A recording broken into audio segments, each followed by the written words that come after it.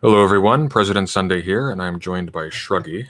And Shruggie, you want to introduce yourself? Hello, I am Shruggie, the human shrug. Yes. And Shruggie, despite having no throat or diaphragm, apparently has pneumonia today. So if he has to uh, duck out, can you duck out if you only have shoulders? If he has to duck out midway through, that will happen. But I in think terms my of head would kind of just roll across the floor, but yeah, something something like like that, that. yeah, it's like Bob the Tomato sitting.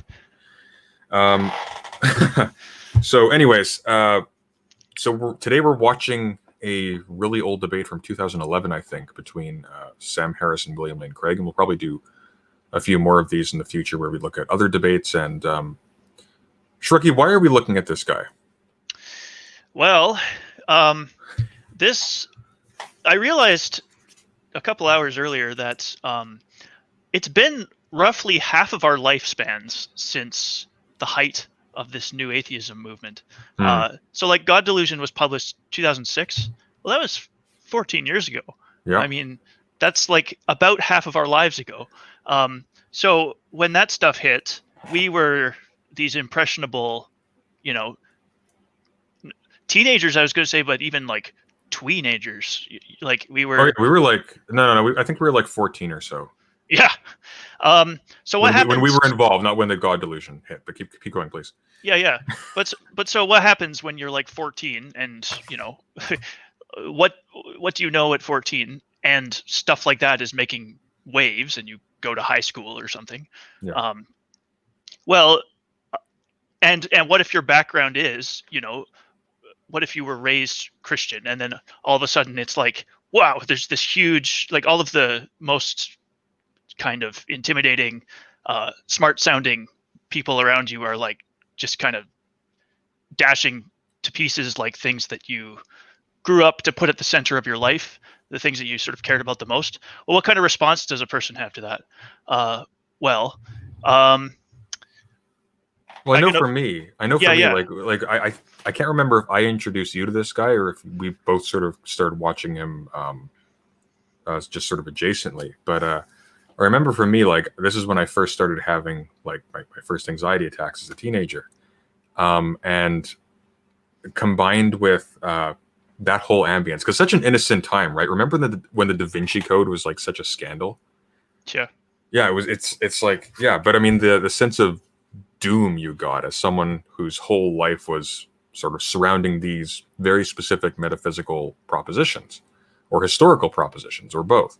Um, it was pretty serious psychologically. So I remember one time I had an anxiety attack one night, and I was suddenly like, as a result just of the psychological impact of this episode, I doubted everything, and I started going onto the internet to desperately find things to, to like help me orient myself, like figure out, okay, so what can I actually properly believe about this? Because the world was suddenly very threatening, and I came across a really old debate between William Lane Craig, who we're going to be looking at today, and Howard Zimmer or something.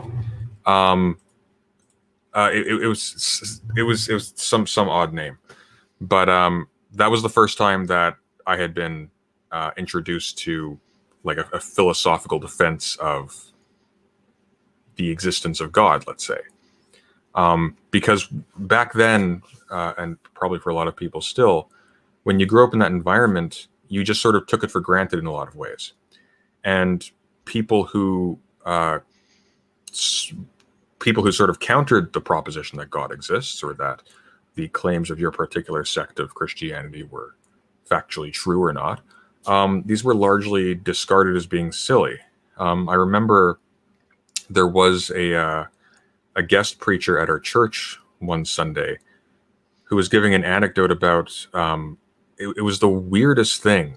He was giving an anecdote about how natural selection doesn't make sense. I don't even know what prompted this, but natural selection doesn't make sense because if it did, then human beings who are often involved in carpentry would still have tails for balance. It's like what?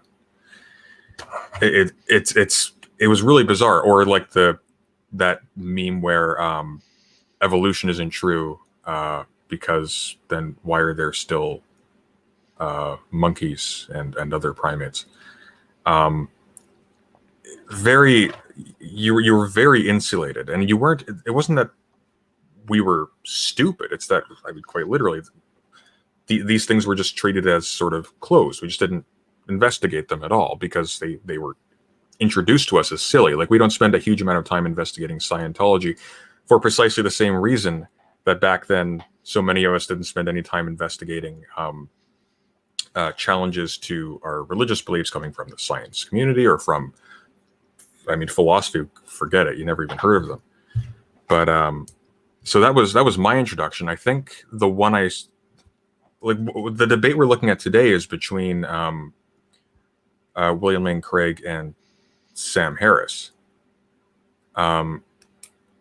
And obviously, like, Sam Harris was at one point one of, like, the touted four horsemen of the new atheism.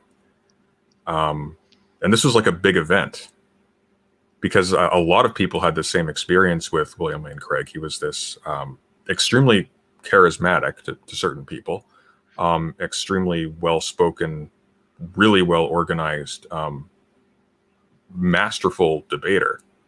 And he would have these not stage debates, but he would have these widely publicized debates with major atheist public intellectuals. And the general impression was that he would wipe the floor with them, which is not exactly high praise when you start to look at the level of preparedness and nuance that these particular representatives of their positions were coming with.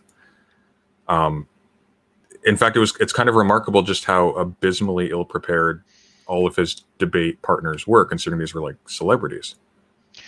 Yeah, we were always interested into. So it was always the case that whenever Craig and one of these other guys would duke it out, they would be doing completely different things, and they would be completely different kinds of figures. So, like, Craig is like, he's like an analytic philosopher, like, older evangelical guy who comes, he shows up, he's got his case, he's got his arguments. You come to memorize what they are because if you watch more than one, you know, he's got the same case because that's like a cumulative result of his work. And the way he presents it is like kind of foreign to anything anybody who's not like doing academic philosophy is used to. You know, people don't talk like that. People don't make arguments by, like, you know, premise one, premise two, you know, like that's what people are much more familiar with is what the people who tended to be the spokesman for the other side would do. And that's kind of, well, I mean, we always tried to analyze what exactly they were doing because it always seemed more emotionally poignant, more, I don't know, like viscerally engaging to the crowd or something, but also it kind of seemed like disorganized and like it never really landed on any of the things Craig said. It's sort of like if you came to the debate and you wanted to like listen to what was being said in the debate, you would be frustrated with the atheist side because they just couldn't stay on topic and they kind of just threw a bunch of emotionally loaded things. But if that's not what you came for, you would come away from the debate thinking and saying that, you know, wow, they totally destroyed that old guy, you know, that old evangelical guy. Like, it was possible to come away from these things thinking that side A or side B totally demolished the other one. And that kind of depended on what you were looking for. And of course, what your predispositions were. Oh, absolutely. But we spent so much time trying to figure out how, like, I don't understand, like, what's going on? Like, give me like a breakdown of the social interaction here. Like, I want a framework for understanding this, you know, this event I just witnessed. But yeah. Well, it's kind of fascinating. Like, that's like when I think back on it, that really was the beginning of my trajectory into political science because I was interested in precisely those questions. That's not what I do now, of course. But that's what really got me sort of reading people like Machiavelli and whatnot. Exactly the way I now recommend people don't read him. But so, well, yeah.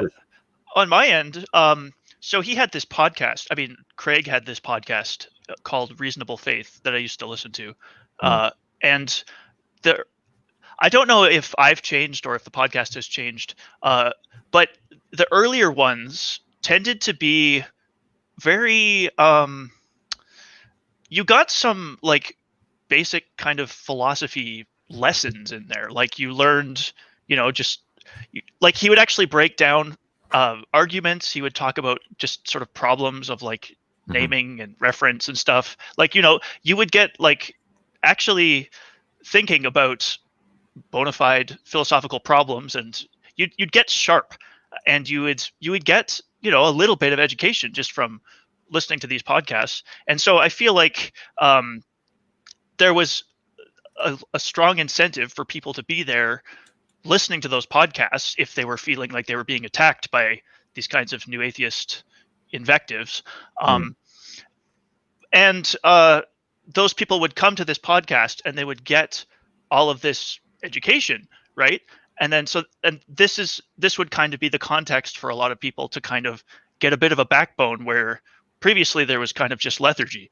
And of course, I mean, I did end up going into philosophy. That's not where I initially started. I'm not sure I would credit that solely to that turn of events, but no, of course not. But I mean, like to be just for clarification, I don't think either I or Shruggie are endorsing any argument that Craig presents in this debate coming forward. But Craig himself is not a hack. He is a reputable philosopher, and he actually put a lot of his public energy towards educating his audience, not just doing debate. So, I mean, however we come away from this, it's certainly not going to be condemnatory towards the man.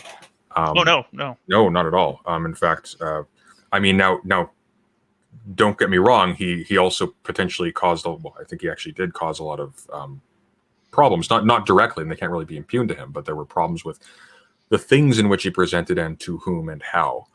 That we can get into in a second, but all that to say, like there was a lot of merit to the stuff that he did, and so what we're doing here today is about 9 years on from this debate, but quite a bit longer since we first became initially aware of William Lane Craig's debating career. We're going to watch his debate with Sam Harris from 2011, and we're just gonna I haven't seen this in almost 10 years. Yeah, it's gonna be like I was a different human being when I watched this last, so we'll see how it strikes us massively now. I don't even recognize myself.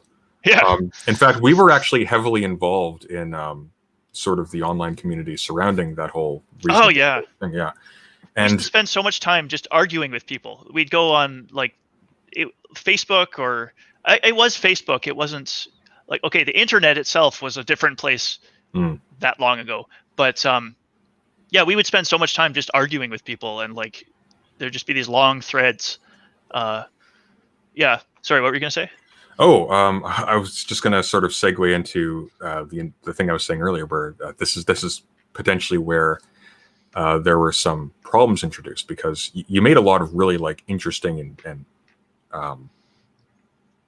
just really interesting friendships and relationships and interactions by engaging with this sort of evangelical philosophical community. And it wasn't just evangelical, of course. That was where the concentration was. But you had Catholics, you had all sorts of people. Yeah, rad trads weren't really a thing.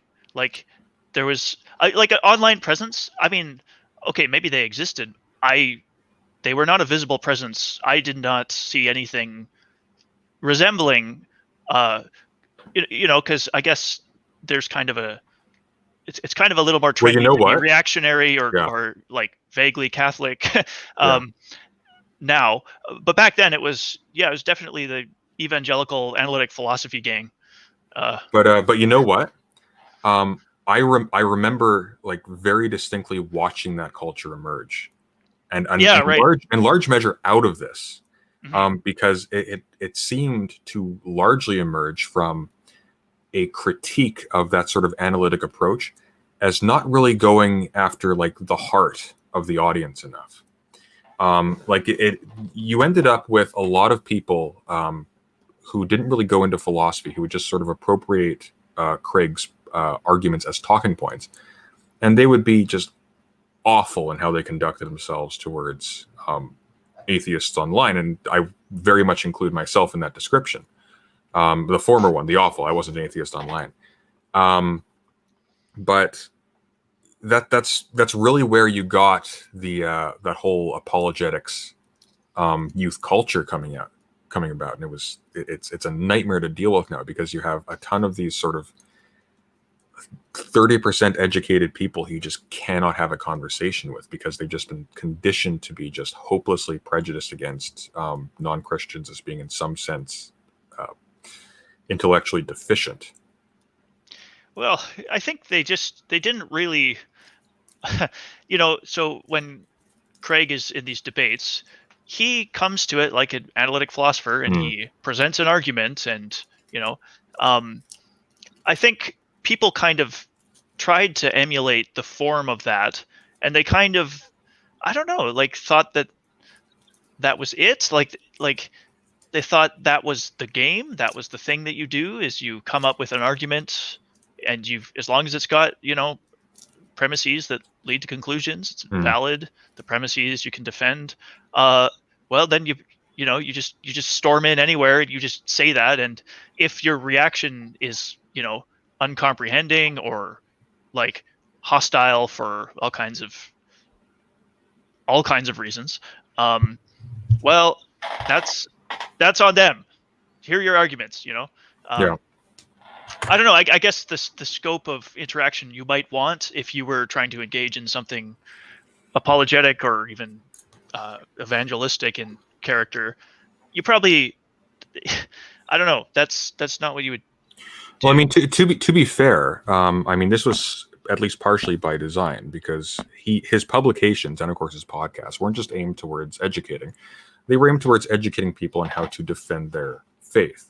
So, like his what are his publications? He has Reasonable Faith, which is actually a pretty solid introduction to certain philosophical concepts. And then there was it On Guard? That was the one that was like that was the one that was, it was shorter, it was easier, and that was actually like a manual for debating people in the street, basically. And so of course this would have happened, because you end up with lowest common denominator people who don't have ambition to become philosophers or sound thinkers. They want to fulfill a function for the sake of their religion. This gives them meaning as well as sort of confidence, because again, that sense of doom that permeates. Central to his argumentation is that without this particular understanding of Christianity being true, life is absolutely meaningless. And there's an interesting debate there, but immediately that makes your motivations in sort of adopting these stances suspect, because there are goods that you derive from it. Sorry, just the last part. There are goods that you derive from what? Pardon me. There are goods that you derive from this understanding of Christianity or of the universe that are threatened by the proposition that your religion is not true in this respect. And so often, like when you would see these debates between these apologists and atheists, it would devolve to this. If they ended up at a stalemate, it would be, yeah, well, there's no reason to do anything if you're right anyways. This is the sort of folding from the apologetic side. Yeah, that was always annoying. Yeah, well, I mean, there may even potentially be an argument there, but the point is, it undermines like sort of the back and forth and the honesty of the discussion, and undermines any potential for further investigation. That being said, so Shruggie does have pneumonia, so let's get the show on the road. So we're going to be watching, so for format, just quickly, we're going to be watching this debate for roughly an hour. I think the debate itself is only about an hour. We're not going to go into the Q&A or anything, and we're just going to stop periodically and comment. And then after an hour, we're going to move to audience questions, if you have any, and then we'll just wrap things up from there. And again, Shruggie, like, you're sick, so if you feel like you need to tap out at any time, we will be doing more of these in the future. So, yeah. Much appreciated. All right. So without further ado, let's get the show on the road. So I have to share The God Debate 2. What was the God Debate 1? I can't remember. Here we go. So let's make this big. Let's make it bigger. There we go. Brilliant. All right. So ready? 3, 2, 1. Let's see if we have... I'm going to roll back a tiny bit so we can see if we have sound first, because we had trouble with that last time. Wait, do you have that Peter Atkins clip? Oh God. No, I didn't get that set up in time. I'm sorry. And actually, you know what? I just realized I did that wrong, so I need to share the audio first. I think that may have been what happened with my Brooks. Dang. My Brooks and Sargon debate last time. I think it didn't show that, so people are just hearing it through my microphone. So next time. We've also extracted a number of just kind of meme moments from these things. Oh, absolutely. Peter Atkins and John Lennox. Yeah, do you have that? I can find it quickly. I'll have to go through the debate to find the exact moment, so it's not really worth the time. But next time I'll have it prepped. But he's basically, he's asked like what. So it's him. It's Peter Atkins versus John Lennox, who's a mathematician and another apologist. I think at Oxford. I could be wrong, but he is asked by the moderator, what about science gives you, like, what do you love about science? What motivates you to keep doing it? I think the question was along those lines. And he answers with the most dour expression on his face as he kind of melts back, his skin falling off his skeleton. The sheer joy of, and it was amazing. It's special. We should play it at some point. Yes, I'll have it for next time. Good. All right, 3, 2, 1. Audience, let me know if you can actually hear this, because if not, then we've got problems. So here we go. Sorry. I need to. We're going to begin each speech with me checking with the timekeeper to make sure that he's ready. Audience, can you hear that? Shruggie, can you hear that? Yep. Okay, I think we're good then. All right. Let's go. And then the timekeeper is going to hit go, and then you get to go. All right. So you go when I say begin. Sorry for jumping the gun. Professor Craig gets the first word in the debate. Dr. Harris gets the last word. Timekeeper, are you ready? This is 20 minutes. Begin. I want to begin by thanking the Center for Philosophy of Religion for the invitation to participate in tonight's debate. The question of the correct foundation of morality is one that is not only of tremendous academic interest, but also one that has enormous practical application for our lives. Okay, so this is kind of interesting right off the bat, if you'll let me interject for a second here. So it's called the God Debate 2. As far as I'm aware, this is the first time that a debate has actually centered around ethics specifically. Oh, right. Yeah. Right, because Sam Harris had just published The Moral Landscape, I think. Exactly, yeah. Now, I think you actually read it. I read like half of it. Cuck Philosophy has a really good takedown of the book, actually, that I should link in the description, because it's worth reading for context here. Watching, I should say. The book is not worth reading. So, long story short, it's a terrible, terrible book that Sam Harris wrote. It's the worst piece of pseudo-philosophy I've ever seen. That's actually has such like a wide buyership as this one has. The too long didn't read version is The Moral Landscape is sort of a like think of like a 3D. What do you call that when you have like a 3D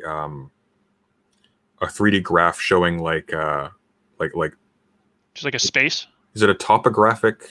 Yeah. Is that the word? Yeah. Anyways, so you can imagine like, okay, so he has an argument for how we can scientifically measure morality, and it goes like this. When we use it's what's the brain scan? It's on ECG. It's fMRI. Thank you. On fMRI, we can see that there are different things that cause like peaks of pleasure or well-being or what have you, and things that cause lows, and these things vary. So we can identify what is moral by what maximizes the well-being as measured on an fMRI, and that's basically the argument. It's really dumb. He'll actually go into detail a little bit on it here. Well, didn't he claim to like bridge the is-ought gap or something by way of? Yeah, that's exactly what he did. And he's gonna. I think he's Right. actually gonna say. I think he's gonna make that claim here. But I hope he does, because that would be yes. entertaining. Let's. Yeah. Okay. Okay. Let's go. Now, to begin with an important point of agreement, Dr. Harris and I agree that there are objective moral values and duties. To say that moral values and duties are objective is to say that they are valid and binding, independent of human opinion. For example, to say that the Holocaust was objectively evil is to say that it was evil, even though the Nazis who carried it out thought that it was good. And it would still have been evil, even if the Nazis had won World War II and succeeded in brainwashing or exterminating everyone who disagreed with them, so that everybody thought the Holocaust was good.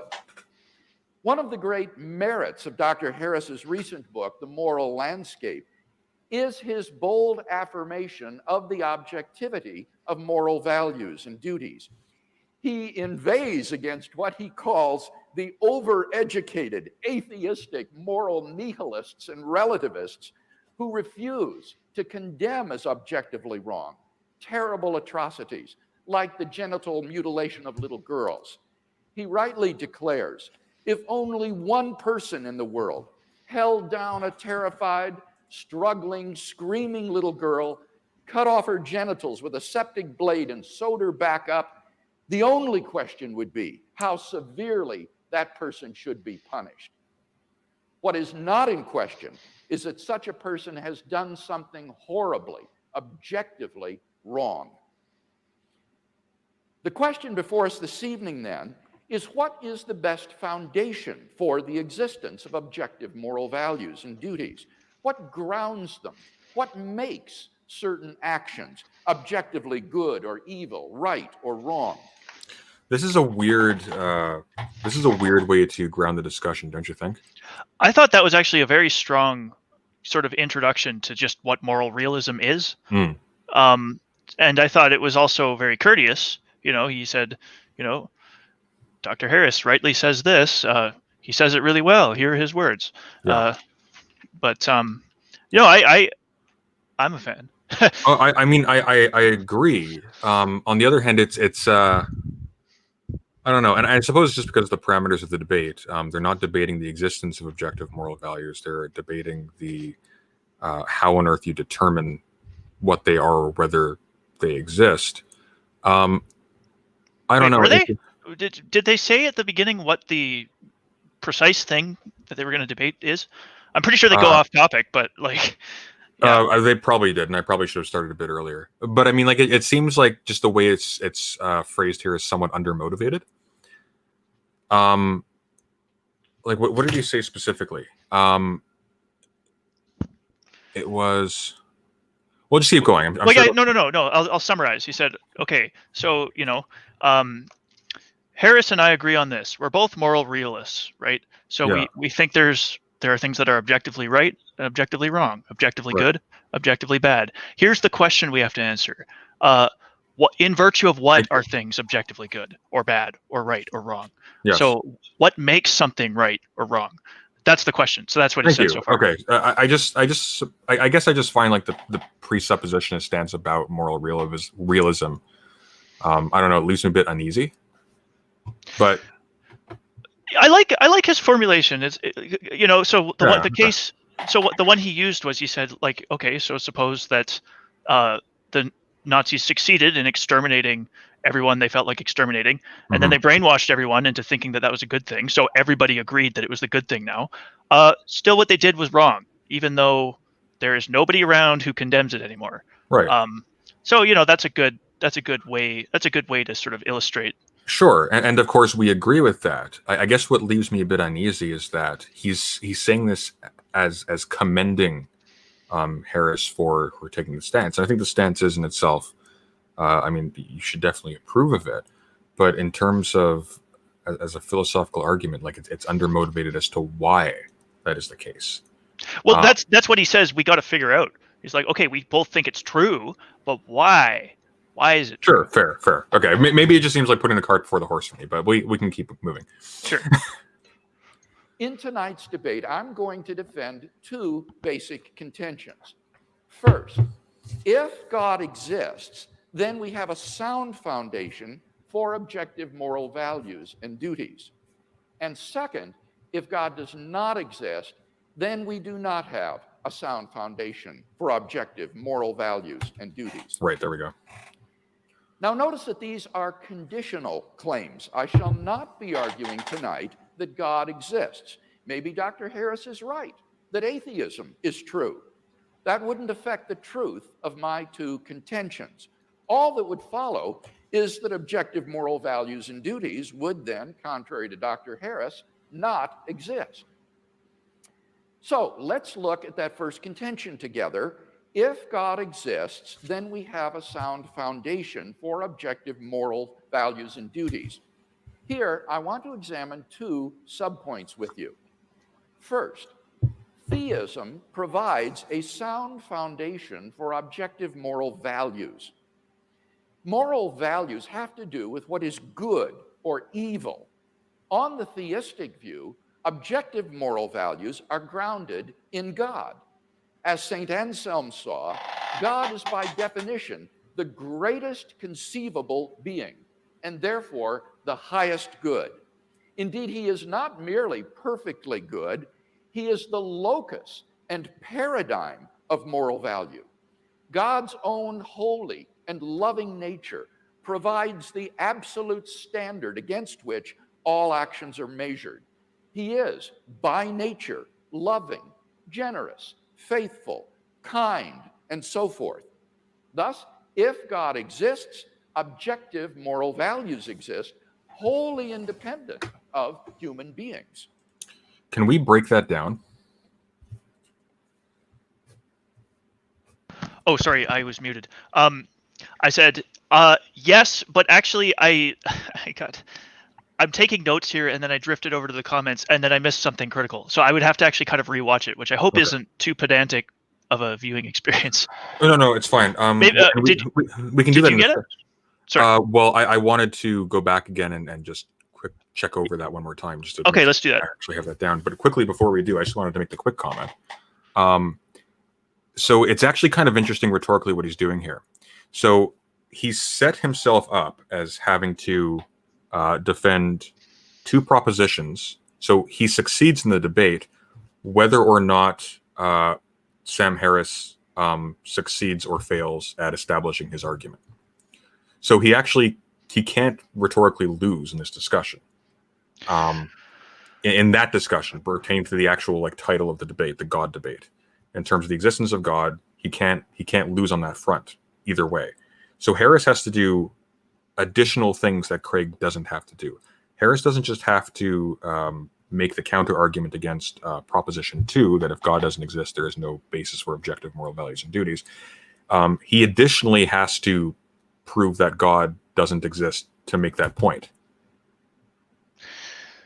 Sorry, pneumonia brain. That's okay. Again, what is the thing? The main thing being contended. If it's the thing Craig said is being contended, if this debate is about whether God is the foundation for objective moral values and duties, or is it about? It's not about God's existence. Man, we should figure this out. Well, I think here's the thing. So, debating God's existence is, of course, Craig's bread and butter, right? What I think in this particular case, it's oriented specifically around the moral question because what Harris is trying to do is offer an antidote to the emotional need for that argument for God's existence to be true, in order to sort of retain meaning in your life, because that's ultimately what the purpose of his book is. Because he's not actually arguing for any radical moral change on our part. He's strictly saying that we can have a sort of materialistic, empirical basis for determining what is moral and what isn't. Right. So he would be denying. Okay, so Craig said that if God exists, then there is a sound foundation for objective moral values and duties. Yeah. And he also said that if God does not exist, there is no sound foundation for objective moral values and duties. Sure. So Harris is presumably arguing against that second premise. Yes. So he's saying that here's a way that you can have a sound foundation for objective moral values and duties without God. And you do that by using fMRIs and noting that pleasure is better than pain. I don't know. I don't actually know. We'll see what he says. Yeah, sure. And yeah, and we will. So I don't actually want to speak too much to that, but that's good to sort of keep centered in our minds here, is that Craig's offered two propositions. He doesn't really need to defend the first one.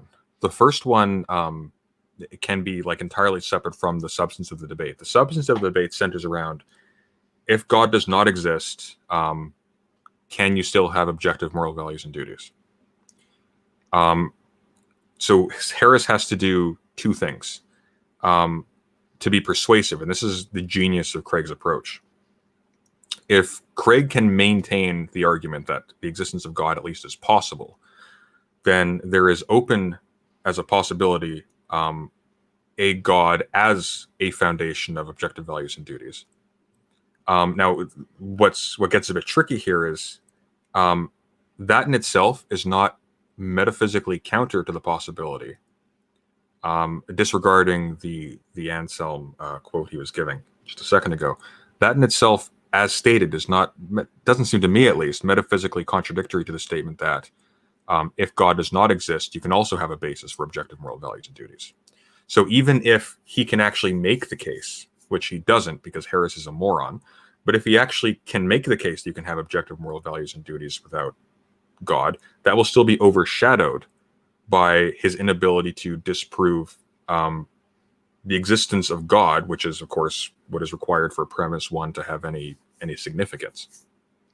Well, it depends what the rest of the argument is like. So if it was like this, okay, we are going to assume in this debate that there are objective moral values and duties, that they're grounded, they're well-founded, right? So we're going to assume that. So, okay, what if it turns out that if we assume that, we're committed to believing that God exists? That's the route Craig wants to go, I think. And Harris is obviously going to want to go the other way and say that, no, you can have no God and have a sound foundation for these things. But yeah. Okay, let's keep going. Okay. Second, theism provides a sound foundation for objective moral duties. On a theistic view, objective moral duties are constituted by God's commands. God's moral nature is expressed in relation to us in the form of divine commandments, which constitute our moral duties or obligations. Far from being arbitrary, God's commandments must be consistent with his holy and loving nature. Our duties, then, are constituted by God's commandments, and these, in turn, reflect his essential character. In the Judeo-Christian tradition, the whole moral duty of man can be summed up in the two great commandments. First, you shall love the Lord your God with all your strength and with all your soul and with all your heart and with all your mind. And second, you shall love your neighbor as yourself.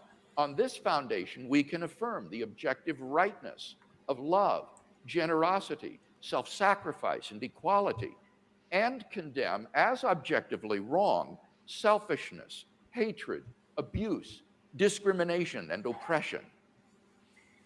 In summary, then, theism has the resources for a sound foundation for morality. It grounds both objective moral values and objective moral duties. And hence, I think it's evident that if God exists, we have a sound foundation for objective moral values and duties. Let's turn then to my second contention, that if God does not exist, then we do not have a sound foundation for objective moral values and duties. Consider first the question of objective moral values. If God does not exist, then what basis remains for the existence of objective moral values? In particular, why think that human beings would have objective moral worth? On the atheistic view, human beings are just accidental byproducts of nature, which have evolved relatively recently on an infinitesimal speck of dust called the planet Earth, and which are doomed to perish individually and collectively in a relatively short time. On atheism, it's hard to see any reason to think that human well-being is objectively good any more than insect well-being or rat well-being or hyena well-being. This is what Dr. Harris calls the value problem. The purpose of Dr. Harris's book, The Moral Landscape, is to explain the basis on atheism of the existence of objective moral values. He explicitly rejects the view that moral values are Platonic objects existing independent of the world. So his only recourse is to try to ground moral values in the natural world. But how can you do that, since nature in and of itself is just morally neutral? On a naturalistic view, moral values are just the behavioral byproducts of biological evolution and social conditioning. Just as a troop of baboons exhibit cooperative and even self-sacrificial behavior because natural selection has determined it to be advantageous in the struggle for survival, so their primate cousins, Homo sapiens, have evolved a sort of herd morality for precisely the same reasons. As a result of sociobiological pressures, there has evolved among Homo sapiens a sort of herd morality which functions well in the perpetuation of our species.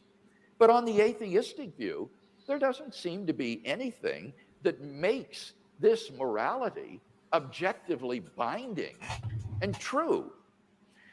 The philosopher of science, Michael Ruse, reports, the position of the modern evolutionist is that humans have an awareness of morality because such an awareness is of biological worth.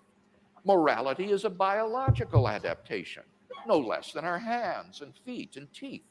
Considered as a rationally justifiable set of claims about an objective something, ethics is illusory. I actually have an objection to this.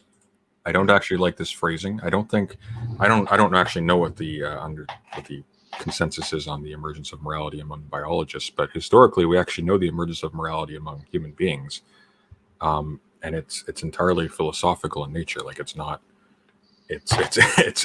not co-emergent with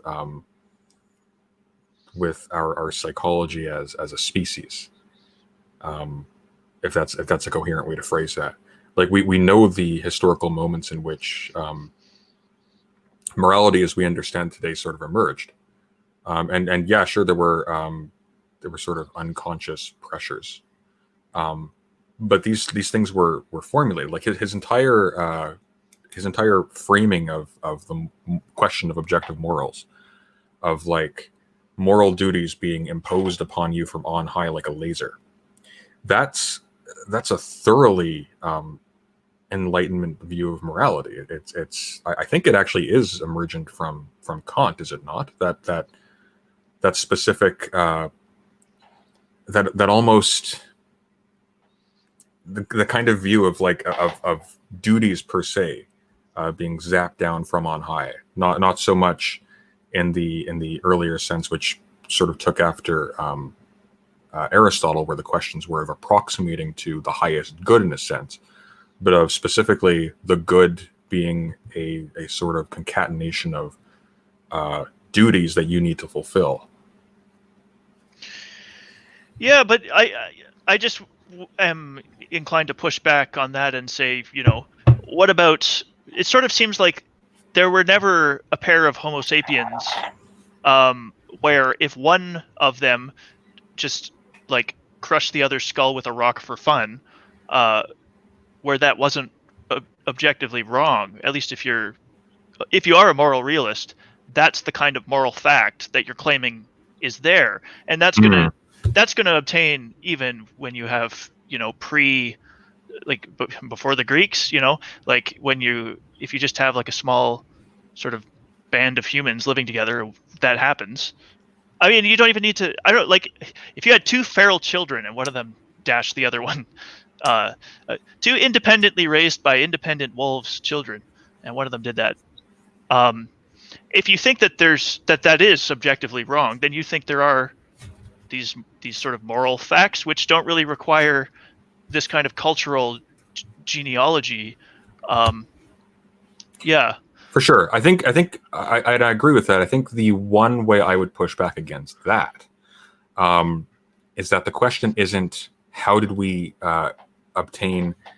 I mean, now this is of course what the biologists will be concerned with. How did we obtain sort of the emotional repertoire to have what we now call a moral or an immoral reaction to certain things, or a response, or to what sort of compels us to choose moral or immoral actions. The question is, where did morality itself come into the equation? And I think that if that is indeed the evolutionary biologists, the consensus among them, they're making a conflation again between sort of the natural character of human beings, their inclinations, and what morality is, because morality has a lot more packed into it than what we do, right? Or how we treat certain things, or whether, yeah. So like there are metaphysical there are metaphysical propositions sort of baked into the concept of morality. Well, we have to be certain kinds of beings in order to do certain kinds of, morally prohibited things. Like, so like a stone can't murder somebody. A stone can kill somebody, but not voluntarily, though. So you have to be the sort of thing that can act voluntarily in order to be culpable. That seems true. At least if we, I don't know. We could keep dragging this one on, but we should probably. Yeah, we want to keep going? Okay. Yeah. I appreciate that when somebody says, love thy neighbor as thyself, they think they are referring above and beyond themselves. Nevertheless, such reference is truly without foundation. Morality is just an aid to survival and reproduction, and any deeper meaning is illusory. If we were to rewind the film of human evolution and start anew, people with a very different set of moral values might well have evolved. As Darwin himself wrote in The Descent of Man, if men were reared under precisely the same conditions as hive bees, there can hardly be a doubt that our unmarried females would, like the worker bees, think it a sacred duty to kill their brothers, and mothers would strive to kill their fertile daughters, and no one would think of interfering. For us to think that human beings are special and our morality is objectively true is to succumb to the temptation to speciesism, that is to say, an unjustified bias in favor of one's own species. If there is no God, then any reason for regarding the herd morality evolved by Homo sapiens on this planet as objectively true seems to have been removed. Take God out of the picture, and all you seem to be left with is an ape-like creature on a speck of dust beset with delusions of moral grandeur. Richard Dawkins' assessment of human worth may be depressing, but why, on atheism, is he mistaken when he says there is at bottom no purpose, no evil, no good, nothing but pointless indifference? We are machines for propagating DNA. It is every living object's sole reason for being. So how does Sam Harris propose to solve the value problem? The trick he proposes is simply to redefine what he means by good and evil in non-moral terms. He says, we should define good as that which supports the well-being of conscious creatures. So, he says, questions about values are really questions about the well-being of conscious creatures. And therefore, he concludes, it makes no sense to ask whether maximizing well-being is good. Why not? Because he's redefined the word good to mean the well-being of conscious creatures. So, to ask, why is maximizing creatures' well-being good? Is on his definition the same as asking, why does maximizing creatures' well-being maximize creatures' well-being? It's just a tautology. It's just talking in circles.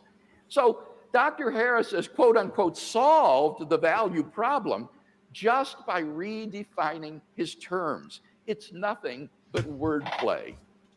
At the end of the day, Dr. Harris isn't really talking about moral values at all. He's just talking about what's conducive to the flourishing of sentient life on this planet. Seen in this light, his claim that science can tell us a great deal about what contributes to human flourishing is hardly controversial. Of course it can, just as it can tell us what is conducive to the flourishing of corn or mosquitoes or bacteria. His so-called moral landscape, which features the highs and lows of human flourishing, isn't really a moral landscape at all. Thus, Dr. Harris has failed to solve the value problem. He hasn't provided any justification or explanation for why, on atheism, moral values would objectively exist at all. His so-called solution is just a semantical trick of an arbitrary and idiosyncratic redefinition of the terms good and evil in non-moral vocabulary. Second question, does atheism provide a sound foundation for objective moral duties? Duty has to do with moral obligation or prohibition, what I ought or ought not to do. Here, the reviewers of the moral landscape have been merciless in pounding Dr. Harris's attempt to provide a naturalistic account of moral obligation. Two problems stand out. First, natural science tells us only what is, not what ought to be the case. As philosopher Jerry Fodor has written, science is about facts, not norms. It might tell us how we are, but it wouldn't tell us what is wrong with how we are. In particular, it cannot tell us that we have a moral obligation to take actions which are conducive to human flourishing. So, if there is no God, what foundation remains for objective moral duties? On the naturalistic view, human beings are just animals, and animals have no moral obligations to one another. When a lion kills a zebra, it kills the zebra, but it doesn't murder the zebra. When a great white shark forcibly copulates with a female, it forcibly copulates with her, but it doesn't rape her. For none of these actions is forbidden or obligatory. There is no moral dimension to these actions. So if God does not exist, why think we have any moral obligations to do anything? Who or what imposes these obligations upon us? Where did they come from? It's very hard to see why they would be anything more than a subjective impression ingrained into us by societal and parental conditioning. On the atheistic view, certain actions such as rape and incest may not be biologically and socially advantageous, and so in the course of human development have become taboo, that is, socially unacceptable behavior. But that does absolutely nothing to prove that such acts are really wrong. Such behavior goes on all the time in the animal kingdom. On the atheistic view, the rapist who chooses to flout the herd morality is doing nothing more serious than acting unfashionably, the moral equivalent, if you will, of Lady Gaga. If there is no moral lawgiver, then there is no objective moral law. And if there is no objective moral law, then we have no objective moral duties. Thus, Dr. Harris's view lacks any source for objective moral duty. Second problem, ought implies can. A person is not morally responsible for an action which he is unable to avoid. For example, if somebody shoves you into another person, you're not responsible for bumping into him. You had no choice. But Sam Harris believes that all of our actions are causally determined and that there is no free will. Dr. Harris rejects not only libertarian accounts of free will, but also compatibilistic accounts of freedom. But if there is no free will, then no one is morally responsible for anything. In the end, Dr. Harris admits this, though it's tucked away in the endnotes of his volume. Moral responsibility, he says, and I quote, is a social construct, not an objective reality. I quote, in neuroscientific terms, no person is more or less responsible than any other for the actions they perform. His thoroughgoing determinism spells the end of any hope or possibility of objective moral duties, because on his worldview, we have no control over what we do. Thus, on Dr. Harris's view, there is no source of objective moral duties because there is no moral lawgiver, and no possibility of objective moral duty because there is no free will. Therefore, on his view, despite his protestations to the contrary, right and wrong do not really exist. Thus, Dr. Harris's naturalistic view fails to provide a sound foundation for objective moral values and duties. Hence, if God does not exist, we do not have a sound foundation for morality, which is my second contention. In conclusion, then, we've seen that if God exists, we have a sound foundation for objective moral values and objective moral duties. But that if God does not exist, then we do not have a sound foundation for objective moral values and duties. Dr. Harris's atheism thus sits very ill with his ethical theory. What I'm offering Dr. Harris tonight is not a new set of moral values. I think by and large we share the same applied ethics. Rather, what I'm offering is a sound foundation for the objective moral values and duties that we both hold dear. Thank you very much. Oh yeah, by the way, and he also tries to convert the person he's debating almost every single time. It's like, oh my God.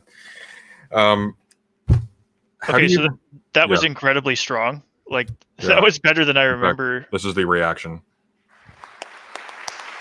A little bit flaccid, but it's like I had one issue with that, and it wasn't even with Craig's own argument, because he was citing Harris in that case. The dichotomy between a social construct and something that can have something, first of all, that is real, or something that can be objectively binding. These aren't contradictory. Things can be emergent from sort of social interactions that still confer duties. So yeah, but other than that, I mean, like, how do you walk out of this one? Yeah, that was pretty strong. I wish I could share my notes on the screen, but it's like pretty systematic. We'll bring them up next time. But I mean, like, at the part where he was just like, now on to point 2. It's like, wow, you're not done yet. just bury him. Okay. So evil Ben Stiller is coming on now. This is going to be fun. Okay. Yeah, we're going to be pausing a lot with this one, guys. So. Do we know to recap or anything? Okay, do you want to recap? No, we don't. I guess. I thought that closing statement just kind of spoke for itself. That was just one sledgehammer after another. I could probably do it in 15 seconds. Knock yourself out. Okay, so 2 things he wants to contend. 1, if God exists, there's a sound foundation for objective moral values and duties. 2, if God does not exist, there's no sound foundation for objective moral values and duties. Okay, so he defends the first one by basically showing how theism would ground values and duties. And he makes this distinction between values and duties. So values, or goodness and value, he says that can be grounded in God's nature. Okay, that would take a while to actually go into. Duties, he said, you can ground that in divine commands, which is the sort of one of the leading theistic theories of objective moral duties. Mm-hmm. And his commandments issue from his character, so you have a link between those there. Okay, now to the second premise, that if there's no God. Can I Yeah, summarize this in a much shorter way? I'm trying to be fast. Okay. No. You're going fast, but you don't even need to, because Okay. again, Harris to succeed needs to counter Proposition 2. Proposition 1, Yeah, that's right. it's like, okay, so your argument is bubkiss. Here's an alternative. Fine. Let's That's set true, that yeah. aside. What Craig has basically pointed to is that there is a total absence of a motivating factor on Harris's side, and he cites Harris's examples and shows that he has failed to produce one. That's all. So what Harris needs to do is he needs to produce an argument, a positive argument, and this is, I mean, it's his own damn fault, but he needs to present a positive argument that if God does not exist, he has a reason for objective values and duties. Yeah, that's right. That's- That is where the burden is. Yeah. And that's really historically difficult to do, because like it's very easy to come up with an ethical argument for why such and such a thing is in fact more flourishing. So like Aristotle's Ethics, for example, it doesn't invoke a deity or any sort of metaphysical principle beyond the teleology of human beings. But that doesn't get you to duties, right? That gets you to these are the things you need to do to become a full human being. But that's not the same thing as saying you must do X, Y, and Z, or not do X, Y, and Z, or else you are doing a moral wrong. These are more like in the sense of a static description. If you are the kind of thing that does X, Y, and Z, then you are this kind of thing. And then the assumption is that you don't want to be this kind of thing. So there's a certain prejudice towards wanting to be whole or good or full in sort of this ancient form of ethics versus what you get with this more bluntly a more Christian notion of morality as there being this additional thing that there are embedded in reality as a part of your life experience as a human being in a world with, I mean, again, like you can imagine this sort of imagistically. You have these moral duties. Where are they coming from? Well, now you have a space for God, and where are they going? You have a space for human beings, of course. So it's very difficult to divorce morality from that, because that whole frame of looking at the world is sort of introduced by largely Christian modes of imagining ethics, bluntly. So Yeah. Okay, I'll blitz off the second one. Go for So this is how he defends the second premise he wants to defend, that if there's no God, there's no sound foundation. Okay, so he basically says, okay, so remember there's a distinction between values and duties here. So Yeah. okay, on atheism, so what's the foundation for objective moral values? And then he goes through a bunch of examples. He quotes a bunch of philosophers, but he says things like, okay, so what makes human well-being, objectively better or more worthy than hyena well-being or something else? Right. So that's values. For duties. So what's the source for duties on this view? Like, he has that one Fodor quote that I wrote down, that science can't tell us that we have a moral obligation the to quote promote is well-being. Something like that. The quote was science is about facts, not norms. I think that's right. Yeah. Science is concerned with facts, not with norms. Yeah. And then the second problem he said was as a political scientist triggered me a little bit, but keep going.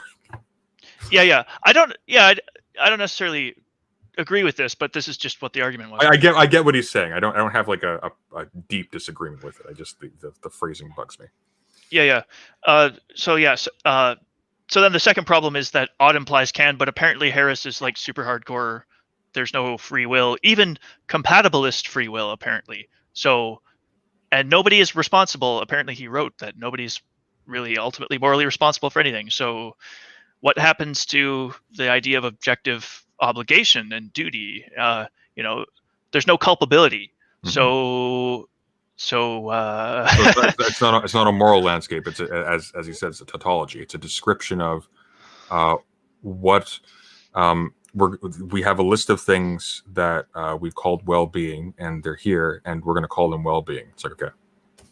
Yeah. So anyways, that was more or less the. Yeah. All right. Okay. Ben Stiller's turn. Let's go.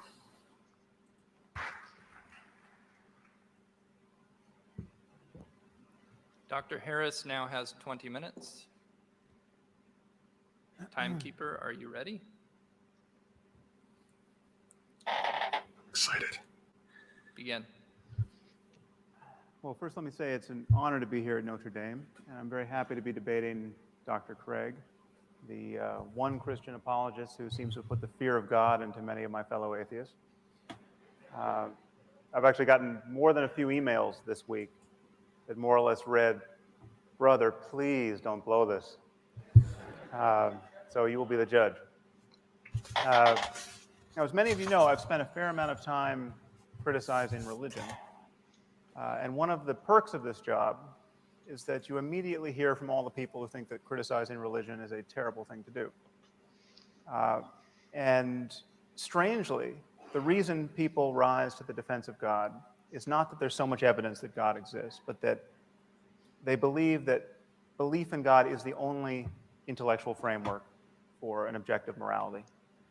And clearly, Dr. Craig is among their number.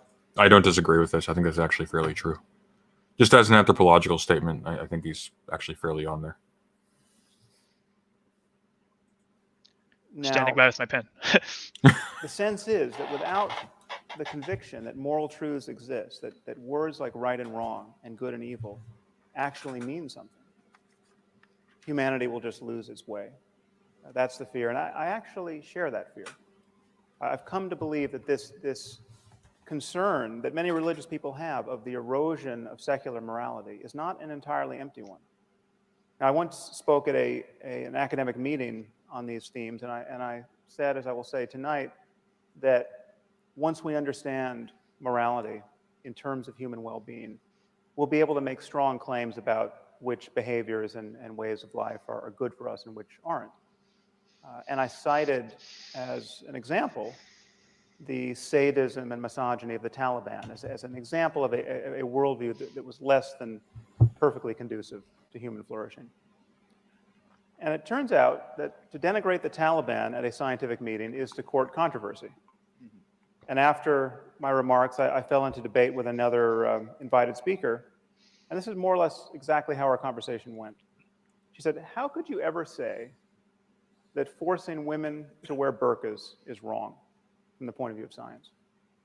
I said, well, because I think it's pretty clear that right and wrong relate to human well-being, and it's just as clear that forcing half the population to live in cloth bags and beating them or killing them when they try to get out is not a way of maximizing human well-being. And she said, well, that's just your opinion. And I said, okay, well, let's make it even easier. Let's say we found a culture that was literally removing the eyeballs of every third child, okay, at birth.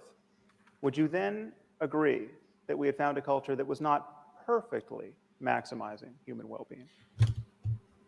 And she said it would depend on why they were doing it. That was really slimy. Yeah, I saw that. That was really slimy. So if you didn't see what he snuck in there, so the proposition is that right and wrong relate to human well-being. He says, okay, fair enough. Let's assume that's true. He then proposes a more obvious example, or so he thinks. If you found a culture that removes the eye from children for some mythological or religious reason, what have you, would you agree that this culture is less conducive to maximizing well-being? The argument wasn't, the only thing that he said, and we are provisionally accepting, is that right and wrong relate to human well-being. He's not even arguing about right and wrong anymore. Yeah, well, he did a little switch between, so it was, who are you to say that X is wrong? And then he was like, well, it doesn't maximize human well-being. Or no, he said like it doesn't maximize human well-being. Forgive me if I get no, the order wrong. no, hang on. So the just to recap, so he was asked, how can science possibly say that forcing women to wear burqas is wrong? And he says, well, he thinks it's against human well-being. And can we just agree that right and wrong relates to human well-being? It's like, fine. Now let's take another example. we have a culture that arbitrarily harms its members of its society. Do we agree that arbitrarily harming members of your society is against human well-being? It's really sneaky. It relies basically on the audience having basically a poor grasp of what he's saying. Like, you have to forget literally what the argument was about to get to that point. Yeah, I feel like I should like write this down later, but there's no time. I'm sort of taking notes, but I did try to write it, but I mean like symbolically. Like, I just kind of want to yeah, it's fine. Oh analyze what happened there. Yeah, maybe it'd be good to bring up, especially if I don't know if he will, but if Sam Harris comes up in the future, it's really slimy though. I'm kind of baffled that people thought that this was persuasive. Like, how the progression there is entirely disjointed and nonsensical. It's Well, a it is. complete non sequitur. Well, this is one of the oldest. Okay, so when people first started trying to analyze sophistry, one of the things they looked at was ways in which people could play with words in ways to make arguments seem sound, even though they're not. Aristotle's Sophistical Refutations spends a great deal of time looking at ways that people can kind of get away with that. Yeah. If I was a little bit sharper right now, I might have caught. I might be able to recapitulate it, but alas. You had to get COVID tested recently. I think you're off the hook. That being said, I just will say this before we continue. That last thing,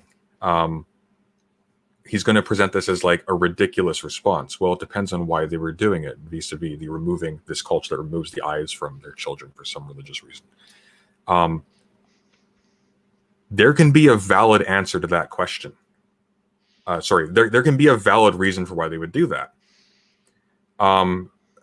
Like you can imagine, for example, on grounds that are perfectly hospitable to an evolutionary interpretation of how society emerges, how morality emerges, that cultures became or started to do certain things because they had life-preserving functions. Not, for example, like this is sort of hilariously arbitrary. They're literally just picking out essential organs for no reason. But suppose it was something like refusing to make regular use of a readily available source of protein in the environment. Well, maybe they learned through practice that certain organisms cause sickness, and sort of lacking an understanding of disease, it just became sort of custom. You do not touch this or else you are unclean, things like that. Like there is a pragmatic answer to that can also maximize well-being. So the answer that she gave to that sneaky inserted alternative question, that entire red herring there, that wasn't absurd. That was a perfectly reasonable response. It could very well depend on why they're doing it. Let's see what else he's got. Yes. So after my eyebrows returned from the back of my head, I said, okay, well, let's say they're doing it for religious reasons. Let's say they have a scripture which says every third should walk in darkness, or some such nonsense. Okay. And then she said, well, then you could never say that they were wrong.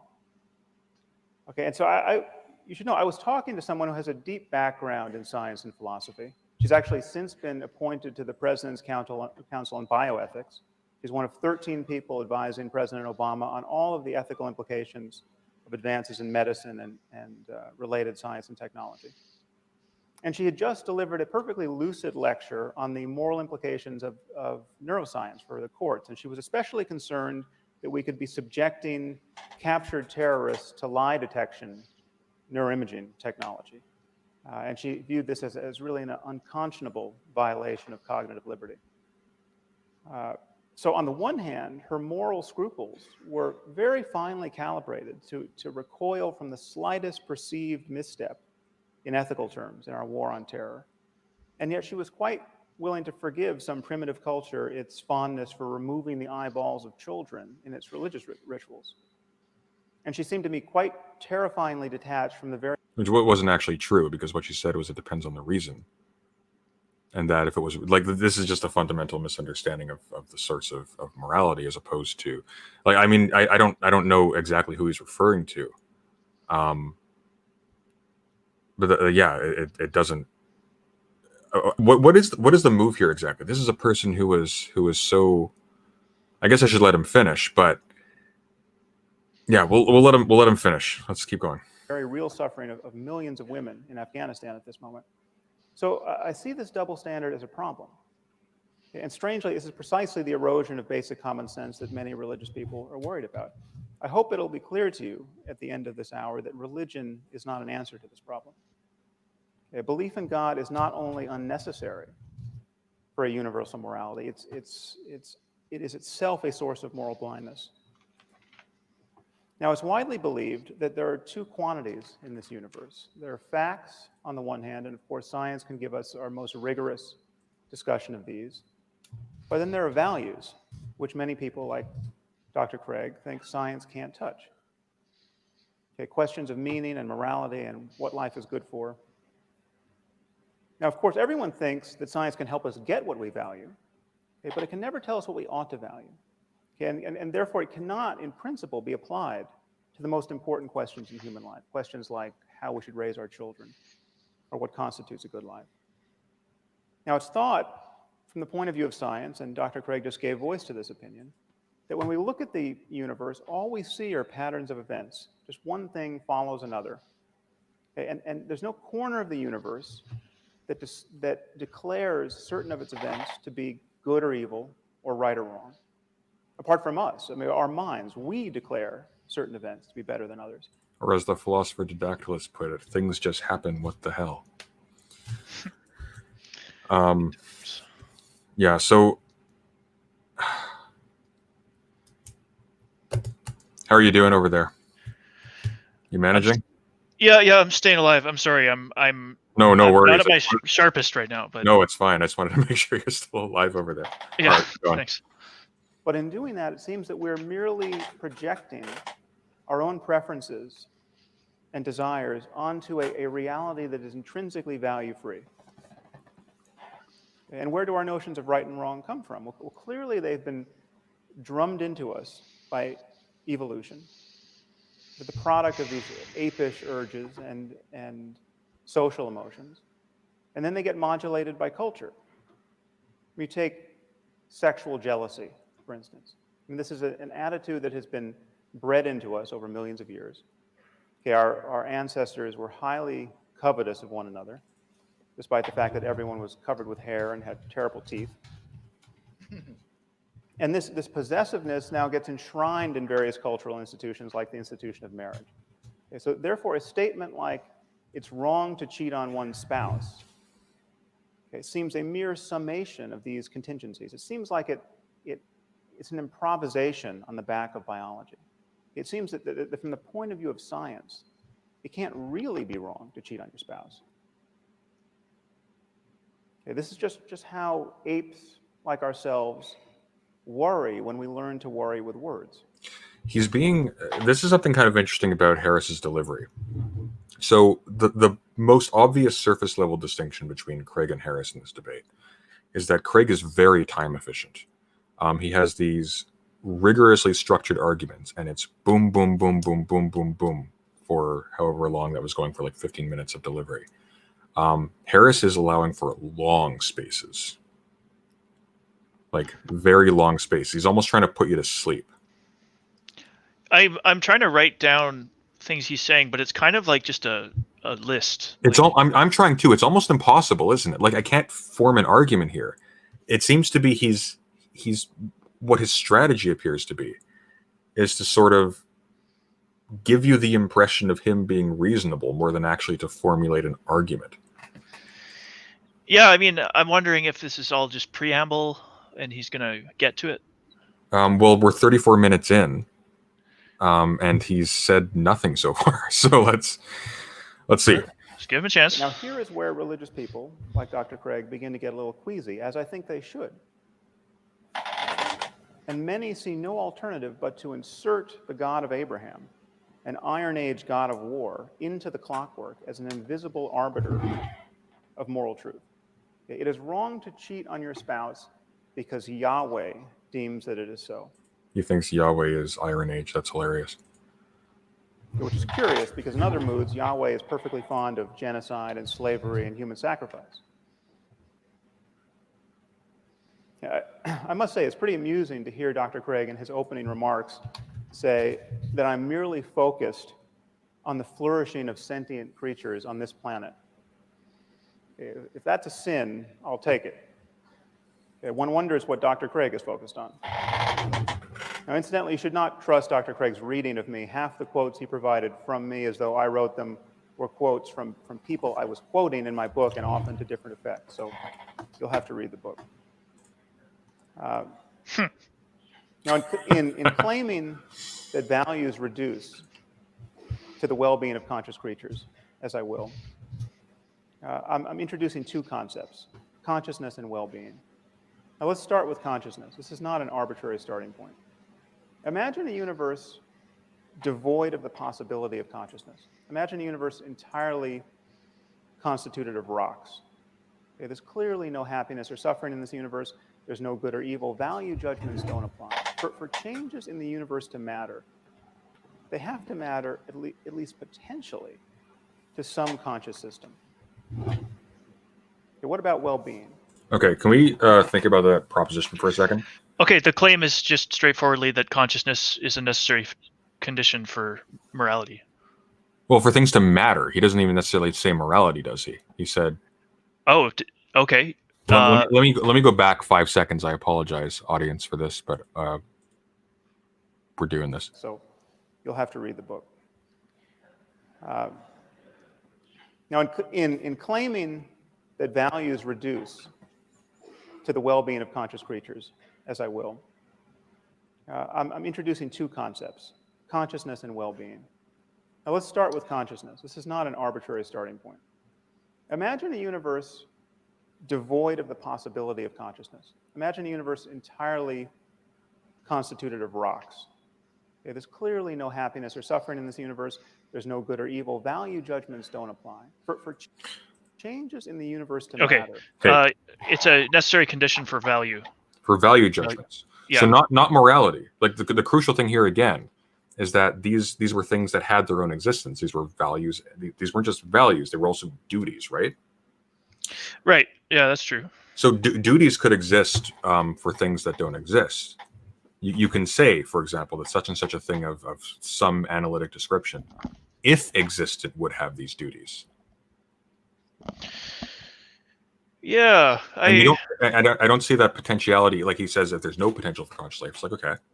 I mean, obviously, it's absurd to say that non-conscious things or things that don't have the capacity to fulfill duties can have duties. So rocks can't have duties, of course.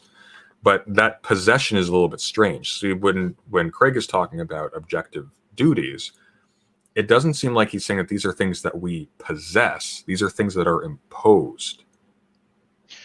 Right. That's a good distinction. I think I do find it somewhat plausible to think that consciousness is a necessary condition for moral agency. Just because I find it really hard to understand what a moral agent would be like that was not conscious. Oh, absolutely. Yeah. So there would be no. Yeah. Sure. There would be no moral action in such a universe. But morality doesn't necessarily require there to be like instantiations of moral decisions in the world, does it? I mean, it's treated on Craig's account as like a dimension of reality. It's not. Yeah, exactly. Like these aren't like morality doesn't die a little bit when a conscious agent dies. It persists, and it's again not the possession of any one generation or any individual moral agent. It's something that's persistent across. It's persistent too. What's the word I'm looking for? This is very Platonist, but I hear what you're saying. I'm not sure what I think about that, but I think that's true. Like if that is your, if you are inclined towards a view like that, then yeah, that would. Well, I think that this is simply how Craig is treating morality. It is. Yeah, I think he is treating it like that. Yeah. And I think that's fairly. I mean, insofar as you're talking about a tradition of philosophy that regards morality as its own thing and not simply a description of human action. It's very analytic philosophy. Oh, absolutely, yeah. Yeah. It's specific. It's an entirely deontological view, of course. Yeah. But all right, let's keep going. they have to matter at least potentially to some conscious system. Okay, what about well-being? Well, the well-being of conscious creatures and the link between that and morality may seem open to doubt, but it shouldn't. Okay, here's the only assumption you have to make. Imagine a universe in which every conscious creature suffers as much as it possibly can for as long as it can. Okay, I call this the worst possible misery for everyone. Okay, the worst possible misery for everyone is bad. Okay, if the word bad applies anywhere, it applies here. Now, if you think the worst possible misery for everyone isn't bad, or maybe it has a silver lining, or maybe there's something worse, I don't know what you're talking about. And what's more, I'm pretty sure you don't know what you're talking about either. Okay, so his argument here is literally he's equivocating between bad and maximal suffering. But he also permits the existence of a silver lining. Well, so he says that the worst possible misery for everyone is bad, but when he's calling it bad, he's predicating bad of the worst possible misery of everyone. But yeah, that's different from identifying, the worst possible misery for everyone with badness, right? Like this isn't an identification. This is a predication. But hang on. But not exactly, because he's posing the example. Why then? Right? Like rhetorically, that's what it leads you to conclude, is that on Harris's view, sort of the Platonic form, if you will, of badness is the worst possible misery for everyone. Yeah. Yeah. So, yeah. This is kind of dumb. What I'm saying is the minimum standard of moral goodness is to avoid the worst possible misery for everyone. If we should do anything in this universe, if we ought to do anything, if we have a moral duty to do anything, it's to avoid the worst possible misery for everyone. And the moment you admit this, you admit that all other states of the universe are better than the worst possible misery for everyone. You have the worst possible misery for everyone over here, and all these other constellation of experiences arrayed out here. And because the experience of conscious creatures is dependent in some way on the laws of nature, there will be right and wrong ways to move along this continuum. It will be possible to think you're avoiding the worst possible misery for everyone and to fail. You can be wrong in your beliefs about how to navigate this space. So here's my argument for moral truth in the context of science. Questions of right and wrong and good and evil depend upon minds. Okay, they depend upon the possibility of experience. Minds are natural phenomena. They depend upon the laws of nature in some way. Okay, morality and human values, therefore, can be understood through science because in talking about these things, we are talking about all of the facts that influence the well-being of conscious creatures. In our case, we're talking about genetics and neurobiology and psychology and sociology and economics.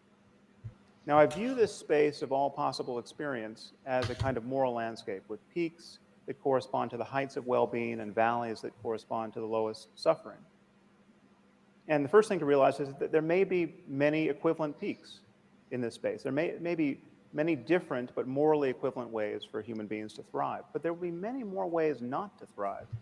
There'll be many more ways to fail to be on a peak. There are clearly more ways to suffer unnecessarily in this world than to be sublimely happy. But that's not actually necessarily true, is it? Right? Because we can contrive any number of ways to make people happy. And if you can pull off like sort of a Brave New World type thing where you condition people to prefer situations that are not well, I mean, to prefer a more varied, you know what I mean? Well, it seems like, so his argument, if I got it, was rightness and wrongness depend on minds. Minds are natural phenomena. Therefore, he said, rightness and wrongness can be understood through science, because minds are natural and science is the way you study natural things. Yeah. I think that's his argument. Yeah, that is. He's going into his moral landscape right now. Yeah. Yeah. So. Now, the Taliban are still my favorite example of a culture that is struggling mightily to build a society that's clearly less good than many other societies on offer. The average lifespan for women in Afghanistan is 44 years. They have a 12% literacy rate. They have the highest, almost the highest infant mortality and maternal mortality in the world, and almost the highest fertility. So this is one of the best places on earth to watch women and infants die. It seems to me perfectly obvious that the best response to this dire situation, which is to say the most moral response, is not to throw battery acid in the faces of little girls for the crime of learning to read. Now, Good job. Of course, this is common sense to us, unless you happen to be a bioethicist on the President's Commission at this moment. But I'm saying, at bottom, it is also, these are also truths about biology and neurology and psychology and sociology and economics. It is not unscientific to say that the Taliban are wrong about morality, that the moment we notice that we know anything at all about human well-being, we have to say this. No, we don't. He hasn't even actually defined well-being yet. Yeah, true. Okay, now, some people with a little philosophical training may be tempted to say, but what if a father wants to burn off his daughter's face with battery acid? You know, who are you to say that he's not as moral as we are? What if he has an alternate conception of well-being that's just as legitimate? Or who's to say that we should care about the well-being of little girls? This is the kind of email I get, incidentally. Now, moral skeptics of this kind, and Dr. Craig has essentially endorsed this position in a way, without God, think that the only way to judge one person's values to be wrong are with respect to another person's values, and all such judgments have to be on a par. Okay, this is not true. There are many ways for my values to be objectively wrong. They can be wrong with respect to deeper values that I hold. They can be wrong with respect to deeper values that I would hold if I were only a deeper person. It's clearly possible to value things that will reliably make you miserable in this life.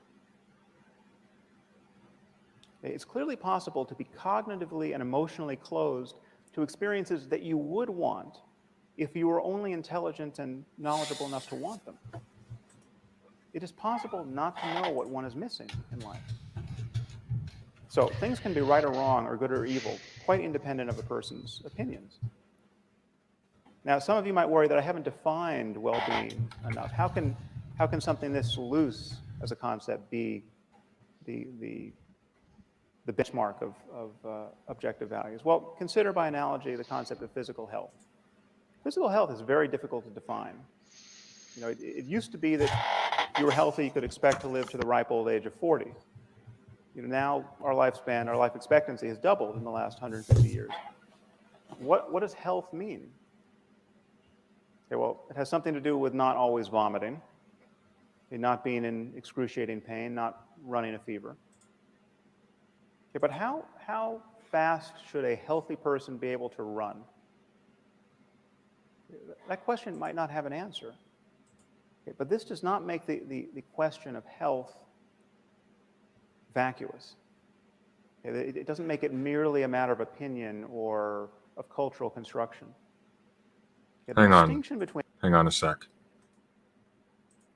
The question of health, that question might not have an answer. Sorry, did he just say that the question of what is physical health might not have an answer? Okay, well, it has something to do with not always vomiting. Sorry, I was talking all that time. I was muted. Stop muting yourself. Just go away from your microphone. Hang on. Just give it a sec. Let me watch this again. Okay, but how fast should a healthy person be able to run? That question might not have an answer. Okay, so Yeah, that's fine. I mean, he's saying there are sort of, there are particular questions you could ask about our, functioning, which, it's not like there's a clear answer. Okay, how fast should a person be able to run? Okay, if you can, you could have some minimal benchmark, I guess. Okay, It'd be but arbitrary. but That's hang on. fine. No, hang on. There's a lot of variety in terms of like how people are built that contributes to how they run. Like that's a really complex thing running. But we do, for example, have very firm understandings of like how fast a heart should beat. Yeah. For example, No, this but- is what he's trying to. This is the point he's trying to make. I think. Like he's going to say that. Well, what's well-being? Well, some ways it's hard to answer that, but some ways it's easy to answer that, and so I suppose don't worry about it. I think. Yeah. He's specifically though trying to make the claim that a scientist by measuring the aggregate well-being of a thing can determine if something is morally superior or inferior. But right now he's casting doubt on the capacity of science, I mean, to even come up with an acceptable definitional range for what constitutes physical health. Well, I think he's saying that there are some questions you can ask that are maybe hard to answer, but I think his point is that okay, but some of them we can answer to some workable degree. But that's a big gap if that question may not have an answer, right? Because moral questions are more complex than how fast should a healthy human run. Right. But he's just talking about well-being right now. Like he's just explaining what he means by well-being. No, of course, but like that's important because the definition of well-being plays directly into like his entire point here is that well-being depends on minds. Questions of right and wrong and questions of well-being depend on minds. Minds are natural; they operate according to the laws of nature, and therefore morality can be understood through natural science. That's literally the therefore. Yeah, that's his argument, and now he's just going on and on about how well-being is the sort of thing you can measure, and there are right answers, and it's independent of opinion. It's like, yeah, that's all true. Okay, but so he it sounds like he's given his argument, but let's just let him continue. Okay, but this does not make the question of health vacuous. Okay, it doesn't make it merely a matter of opinion or of cultural construction. Okay, the distinction between a healthy person and a dead one is about as clear and consequential as any we ever make in science. Okay, and notice that no one is ever tempted to attack the philosophical underpinnings of medicine with questions like, well, who are you to say that not always vomiting is healthy? What if you meet someone who wants to vomit, and he wants to vomit until he dies? Okay, how could you argue that he is not as healthy as you are? In talking about morality and human values, I think we really are talking about mental. As someone who has had to go to the hospital with anxiety symptoms, I can tell you that this doesn't exactly compel me that whole lot. Did he just do that same switch again? Let's rewind. Eyes. Okay, how could you argue that he is not as healthy? The question of health vacuous. Okay, it doesn't make it merely a matter of opinion or of cultural construction. Okay, the distinction between a healthy person and a dead one is about as clear and consequential as any we ever make in science. Okay, and notice that no one is ever tempted to attack the philosophical underpinnings of medicine with questions like, well, who are you to say that not always vomiting is healthy? What if you meet someone who wants to vomit, yeah. He wants to vomit until he dies? Right. So nobody says that. Nobody says, who are you to say that always vomiting is unhealthy? Like, nobody says that. What they might say is, who are you to say that if somebody wants to always vomit, that's bad, right? That's morally wrong. Yeah. But you see, he just switches it, and so it sounds like he's showing his case. Well, that's kind of the point that I was making a second ago. It's like, things like vomiting, maybe not. But first of all, that's not like a normative claim. That's based on like what things are actually conducive to the death of the organism. But secondly, on more minor things, like, is it healthy for example, again, people with like horrendous anxiety symptoms, they get turned away from hospitals all the time because the doctor will tell them, it's like, well, actually, you're pretty normal and it's okay for you to have these symptoms. you're actually what's often frustrating for people who suffer from anxiety is that they'll be told by their doctors that they are perfectly healthy, despite the fact that they are living in constant physical suffering. And that this physical suffering can in turn actually lead to systematic problems later on as a result of extremely high cortisol levels, of lack of sleep. So there are actually very strong disputes between people, and not just like at that sort of patient-doctor level, but in medicine, as to what constitutes sort of an acceptable range of behavior or quality of life for something to be considered physically healthy or in a state of well-being. Right. So yeah, maybe there actually are some pretty difficult tangles about the scope of health. There's a comment that I found really funny. Do you see Noah Watson's last one? Hang on. Read it out loud. Sam Harris is the moral equivalent. That one? Yeah. Sam Harris is the moral equivalent of the person who wants to spend the rest of his life vomiting in this analogy. Oh, I thought you'd be cracking up as you said it. I cracked up. Oh. Ha ha ha. I think that's the pneumonia talking. I'm not sure I get it. What's the joke? Oh, I just thought that was funny. I don't know. Okay. We can move on. Sorry, Watson.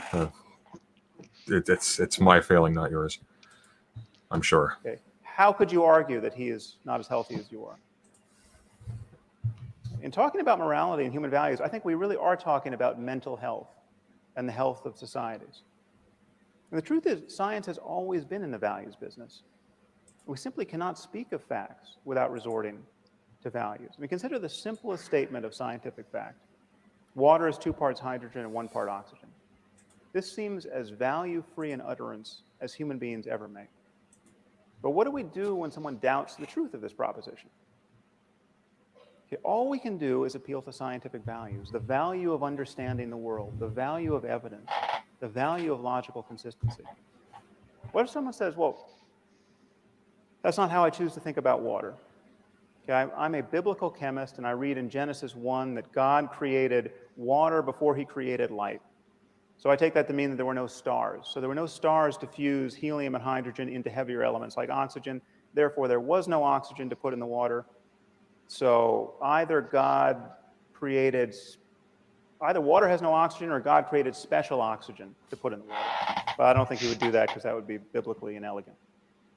Okay, what can we say to such a person? Okay, all we can do is appeal to scientific values. And if he doesn't share those values, the conversation is over. It's the same song and dance.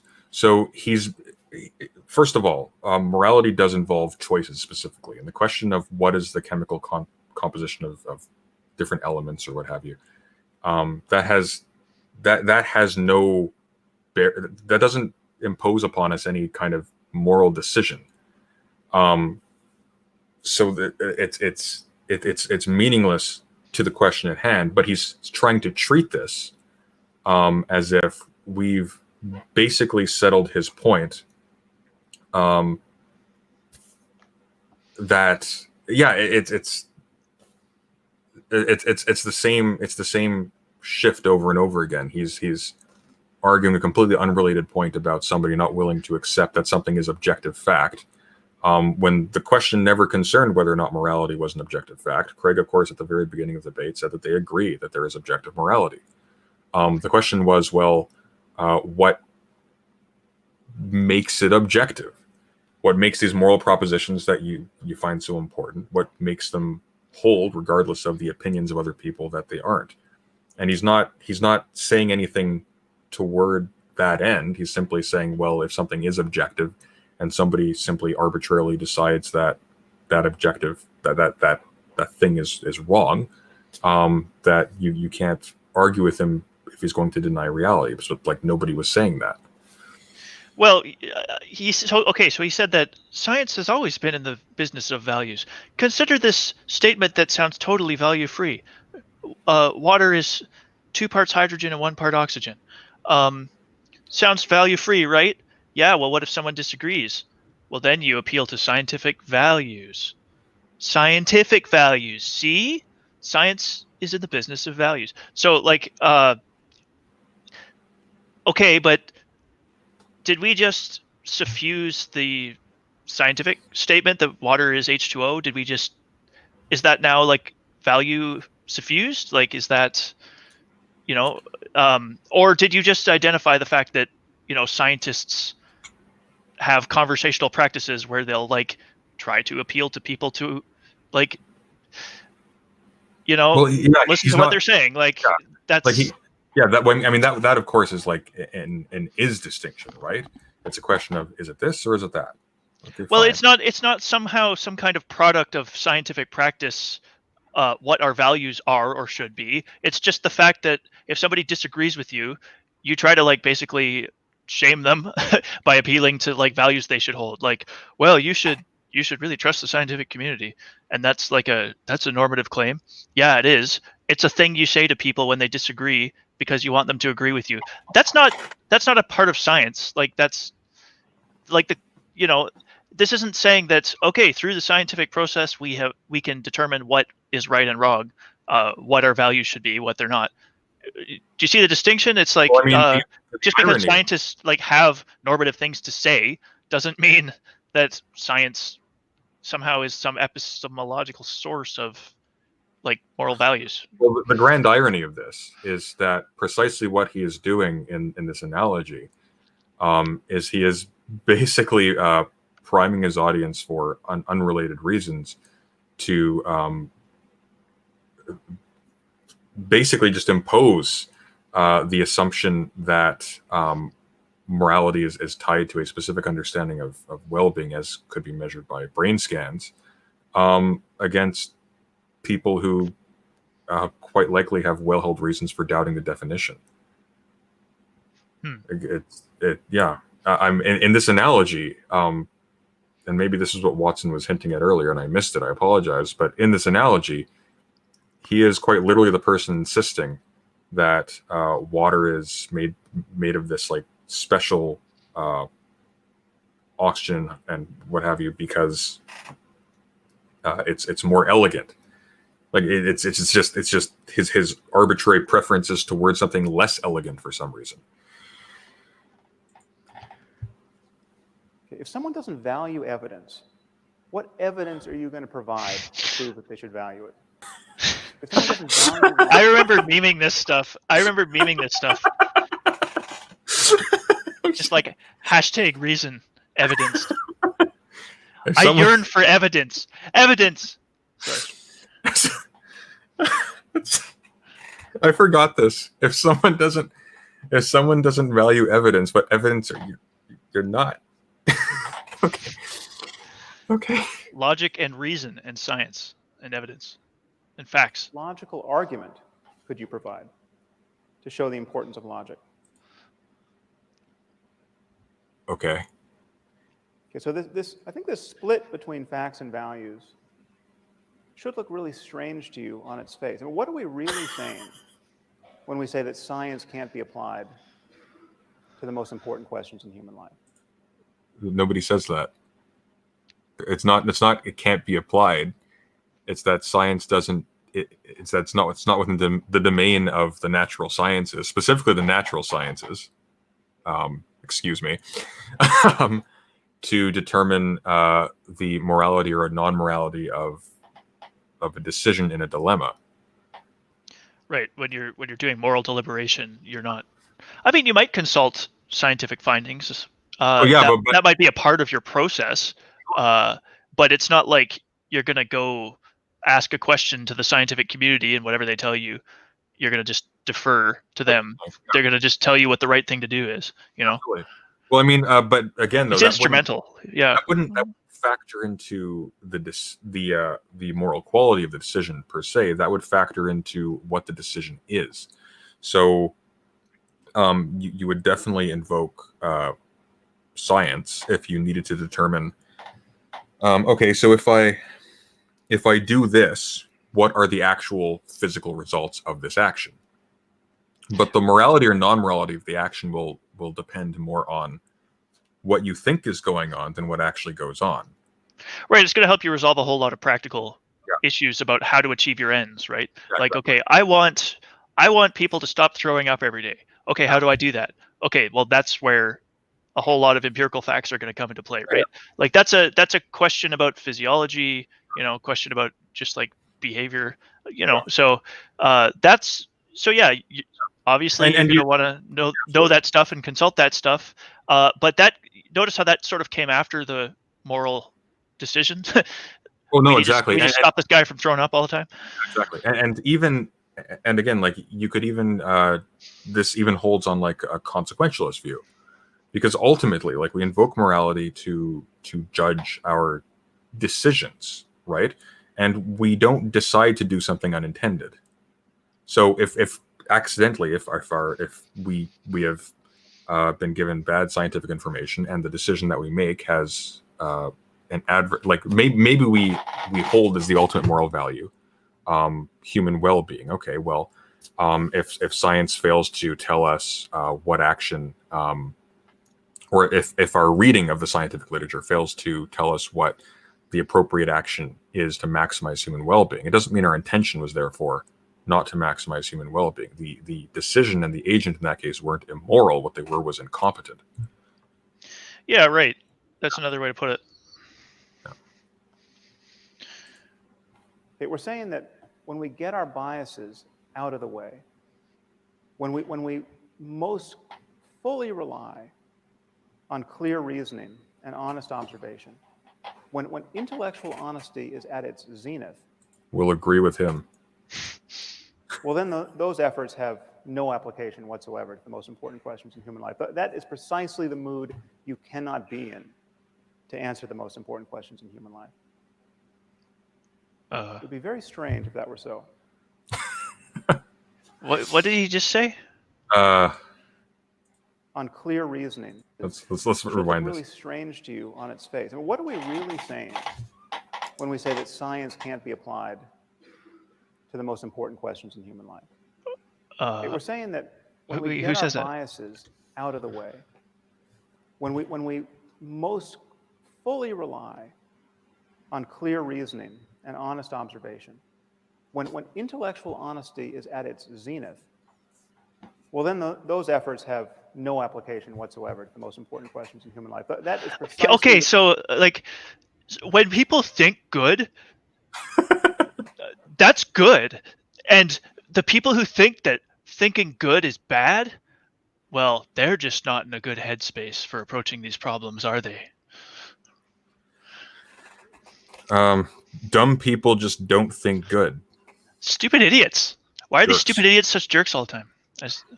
Anyway, I always ask people. They can never tell me. the mood you cannot be in to answer the most important questions in human life. It would be very strange if that were so. Mic drop. Wait, is he done? Oh, we clap now. Is he? The audience didn't even know he was finished.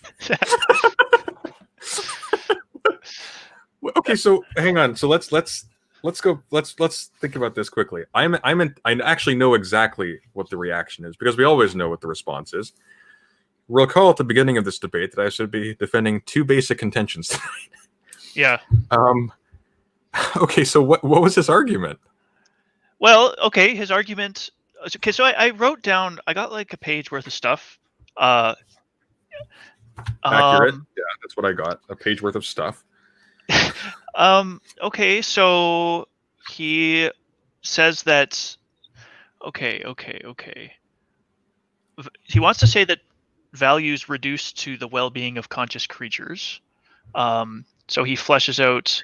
He says that consciousness is a necessary condition for value, and he says that well-being is something we all agree there are objective facts about, because the worst possible misery for everyone is bad, and we even probably all agree that we have a moral duty to avoid the worst possible misery.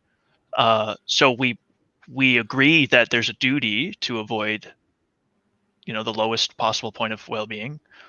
Okay, yes, we probably do agree about that. Then he's like, now here's my argument. So he said, rightness and wrongness depend on minds. Minds are natural phenomena. Therefore, rightness and wrongness can be understood through science. That's his argument. And then the rest of that was basically talking about just ways in which... It was meandering nonsense. Yeah, I mean, there's a lot of truisms in there. Like you're not going to disagree that, sometimes you can be wrong, or sometimes your opinions about what's best for you are incorrect. It's like, yeah, that's true. Well, I mean, this is what's really frustrating about this whole presentation is that, like, ideally, what you'd want to do is you would want to be as charitable as possible and like build the strongest argument you can from what he's given you. I don't even know where to start with this. Well, okay, there is something that sort of looks like an argument, which is, to be honest, more than I expected. I think I think it's flawed, but okay, yeah, right. So, he says rightness and wrongness depend on minds. Yeah, if there are no minds, well, okay. So this is going to hinge on what's meant by depend, right? Hang on. This is crucial though. He doesn't say the existence of right and wrong decisions depends on minds. He says rightness and wrongness depends on minds, and that simply doesn't follow. I mean, for God's sake, look. You can take a really ancient example in religious literature. God created the heavens and the earth, and he saw that it was good. It's like, okay, there. You have inanimate matter described as good / right / not wrong. Right there. Like you need conscious minds to make the value assessment on a personal subjective level. Yeah, right. Yeah, I see what you're saying. So Yeah. there can be objective goods even if there weren't any minds. How? Well, what if you just had like a totally beautiful universe? There weren't any minds in it, but it's still totally awesome. Would that be objectively good? Well, I mean, that's a little bit. I find that kind of plausible. I mean, think about it. It could be like a totally dazzling creation. It's like, sure, there's nobody in it, but it's like a work of art can be good. Yeah, exactly. Like just in virtue of being the kind of thing it is, of here's the beauty, question. right? Here's the question: does a work of art, if you put a drape over it and put it into storage, does it cease to be a beautiful work of art? Yeah, if it's not seen. Yeah. So yeah, I mean, you're no, denying the first premise. No, I meant yes, as in I agree. Okay. But yeah, so you're denying the first premise, and I think it works. Like I think that's a good objection. He says minds are natural phenomena. I don't really have a gripe with that. No, not at all. I don't really feel like if his argument was reduced to, okay, so it doesn't actually address what Craig proposed, which is fine for now. But if the argument was just reduced to that, minds are natural, as in they have a physical existence, and that's consistent with the rest of the universe in some critical sense, whatever that means. But let's assume that, and then if science can then measure qualities of these minds, and if the qualities of these minds are bound up with our moral decisions, then it's perfectly appropriate to say that science can then come to bear on our moral decisions. That is a very different claim from we can determine scientifically what a moral decision is. Well, and it's also different from the claim that science provides a foundation for moral values and duties, which was what the core contention was, right? Yeah.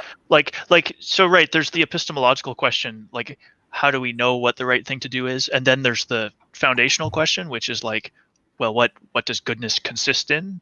Like what does objective goodness consistent, or objective value consistent, or objective duties consistent? Like what grounds it, right? What makes these real? And in what? Yeah. So yeah, it is a different claim. Yeah. So I'm going to make a bet with you, with no stakes. What do you think the first word Craig is going to say when he gets to the podium? What's that going to be? Having not seen this in roughly 10 years. I'm going to guess recall. I'm going to say it's you'll recall. Oh, okay. All right. Ready? Okay, let's go.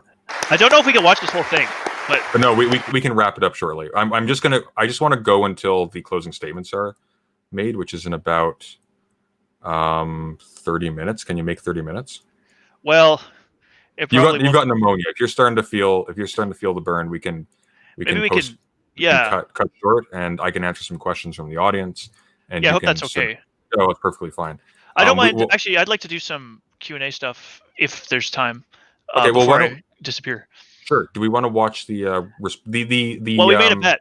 We want to see who's right. Yeah, but the response statements are shorter, so we can go through those quickly and then just kind of cut it off there, because I think we're gonna Okay, we could do like So the first we- volley, I Yeah, guess. and we can have a part 2 at some other time. So Sure, yeah. let's all right, here we go. Bet's on.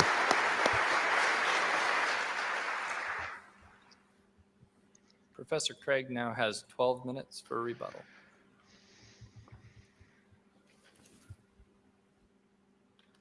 Timekeeper, are you ready? Begin. You'll recall in my Yes. first speech that I said I was going to defend two Good job. basic contentions tonight. First, that if God exists, then we have a sound foundation for objective moral values and duties. First, I explained that if God exists, then objective moral values are grounded in the character of God himself, who is essentially compassionate, fair, kind, generous, and so forth. Here, Dr. Harris didn't have anything by way of disagreement to say, but I do want to clear up a possible confusion. He represented this by saying that if religion were not true, then words like good and evil, right and wrong would have no meaning. I'm not maintaining that. That is to confuse moral ontology with moral semantics. Moral ontology asks, what is the foundation of objective moral values and duties? Moral semantics asks, what is the meaning of moral terms? And I am not making any kind of semantical claim tonight that good means something like commanded by God. Rather, my concern is moral ontology. What is the ground or the foundation of moral values and duties? To give an illustration, think of light. Light is a certain visible range of the electromagnetic spectrum. But obviously, that isn't the meaning of the word light. People knew how to use the word light long before they discovered its physical nature. And I might also add, they certainly knew the difference between light and darkness long before they understood the physics of light. Now, in exactly the same way, we can know the meaning of moral terms like good and evil, right and wrong, and know the difference between good and evil without being aware that the good is grounded in God ontologically. So that is the position I'm defending tonight, is that moral values are grounded ontologically in God. Second, our moral duties are grounded by God's commandments, which are necessary reflections of his nature. Here, the only response I detected from Dr. Harris was to refer to the atrocities in the Hebrew Bible. But I think this is quite irrelevant to tonight's discussion. There are plenty of divine command theorists who are not Jews or Christians and place no stock whatsoever in the Bible. So this isn't an objection to divine command theory that I'm defending tonight. Now, if you are interested in biblical ethics, I want to highly recommend Paul Copan's new book, Is God a Moral Monster?, which examines those passages in the Hebrew Bible in light of the ancient Near East, and I can guarantee you it will be a very enlightening and interesting read. But this issue is strictly irrelevant in tonight's debate. So we've not heard any objection to a theistic grounding for ethics. If God does exist, it's clear, I think, obvious even, that we have a sound foundation for objective moral values and duties. Now, what if God does not exist? Is there a sound foundation, first of all, for objective moral values? Now here, Dr. Harris said you don't need religion in order to have universal morality. Again, that's a confusion. Of course you don't. Remember, the Nazis, for example, could have won World War II and established a universal morality. The issue isn't universality, the issue is objectivity. And I'm maintaining that in the absence of God, there isn't any reason, any explanation for the existence of objective moral values.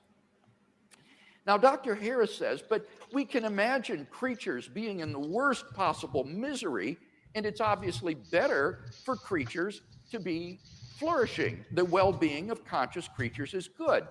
Well, of course it is. That's not the question. We agree that all things being equal, flourishing of conscious creatures is good. The question is rather, if atheism were true, what would make the flourishing of conscious creatures objectively good? Conscious creatures might like to flourish, but there's no reason on atheism to think that it would really be objectively good.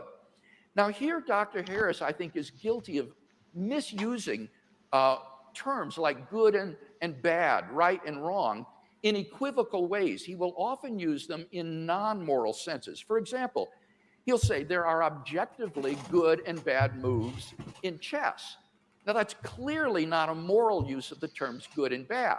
You just mean they're not apt to win or produce a winning strategy. It's not evil what you've done. And similarly, in ordinary English, we use the words good and bad in a number of non-moral ways. For example, we say Notre Dame has a good team.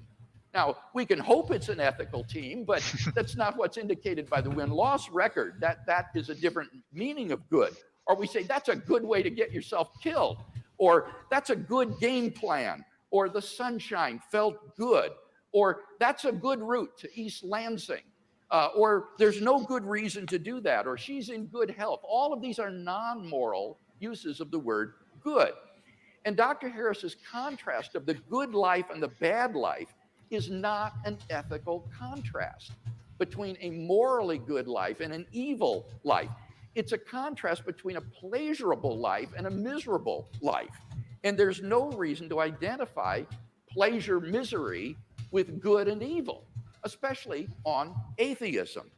So there's just no reason that's been given on atheism for thinking the flourishing of conscious creatures is objectively good. But Dr. Harris has to defend an even more radical claim than that.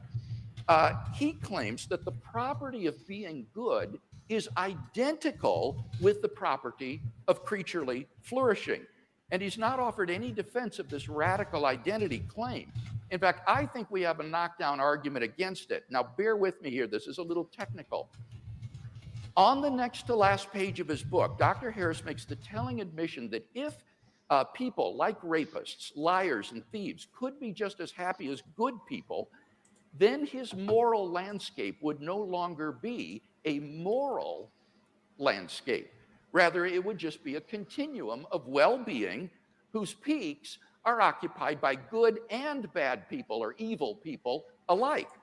Now, what's interesting about this is that earlier in the book, Dr. Harris explained that about 3 million Americans are psychopathic. That is to say, they don't care about the mental states of others. They enjoy inflicting pain on other people. But that implies that there's a possible world which we can conceive in which the continuum of human well-being is not a moral landscape. The peaks of well-being could be occupied by evil people. But that entails that in the actual world, the continuum of well-being and the moral landscape are not identical either. For identity is a necessary relation. There is no possible world in which some entity A is not identical to A. So if there's any possible world in which A is not identical to B, then it follows that A is not in fact identical to B. Now, since it's possible that human well-being and moral goodness are not identical, it follows necessarily that human well-being and goodness are not the same as Dr. Harris has asserted in his book. Now, it's not often in philosophy that you get a knockdown argument against a position, but I think we've got one here by granting that it's possible that the continuum of well-being is not identical to the moral landscape. Dr. Harris's view becomes logically incoherent.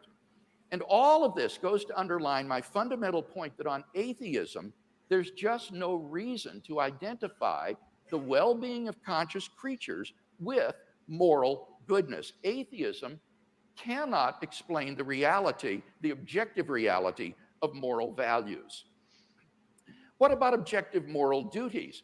I first argued from the is-ought distinction that there is no basis on atheism for thinking that we have any moral duties. And here Dr. Harris says, if we have a moral duty to do anything, we have a duty to avoid the worst possible misery. But the question is the antecedent of that conditional. If we have a moral duty to do anything, what I'm arguing is that on atheism, I don't see any reason to think we have any moral duties to do anything. Moral obligations or prohibitions arise in response to imperatives from a competent authority. For example, if a policeman tells you to pull over, then because of his authority, who he is, you are legally obligated to pull over. But if some random stranger tells you to pull over, you're not legally obligated to do so. Now, in the absence of God, what authority is there to issue moral commands or prohibitions? There is none on atheism. And therefore, there are no moral imperatives for us to obey. In the absence of God, there just isn't any sort of moral obligation or prohibition that characterizes our lives. In particular, we're not morally obligated to promote the flourishing of conscious creatures. So this is-ought distinction seems to me to be one that's fatal to Dr. Harris's position and has been widely recognized as such by reviewers of the moral landscape. But secondly, the problem that's even worse is ought implies can problem. In the absence of the ability to do otherwise, there is no moral responsibility. In the absence of freedom of the will, we are just puppets or electrochemical machines. And puppets do not have moral responsibilities. Machines are not moral obligations. But on Dr. Harris's view, there is no freedom of the will, either in a libertarian or a compatibilistic sense, and therefore there is no moral responsibility. So there isn't even the possibility of moral duty. This is actually in your area a bit, Shruggie. So what do you think of that last statement? I thought his characterization of us, if we are just biological machines, so he's clearly banking on sort of a normative dualism with respect to mind and body. Then we don't have moral duties incumbent upon us. What do you think of that? Well, I think Harris is apparently, if he does believe that there's no free will, even compatibilist free will, if there's no freedom, if there's no responsibility, like if he just believes that,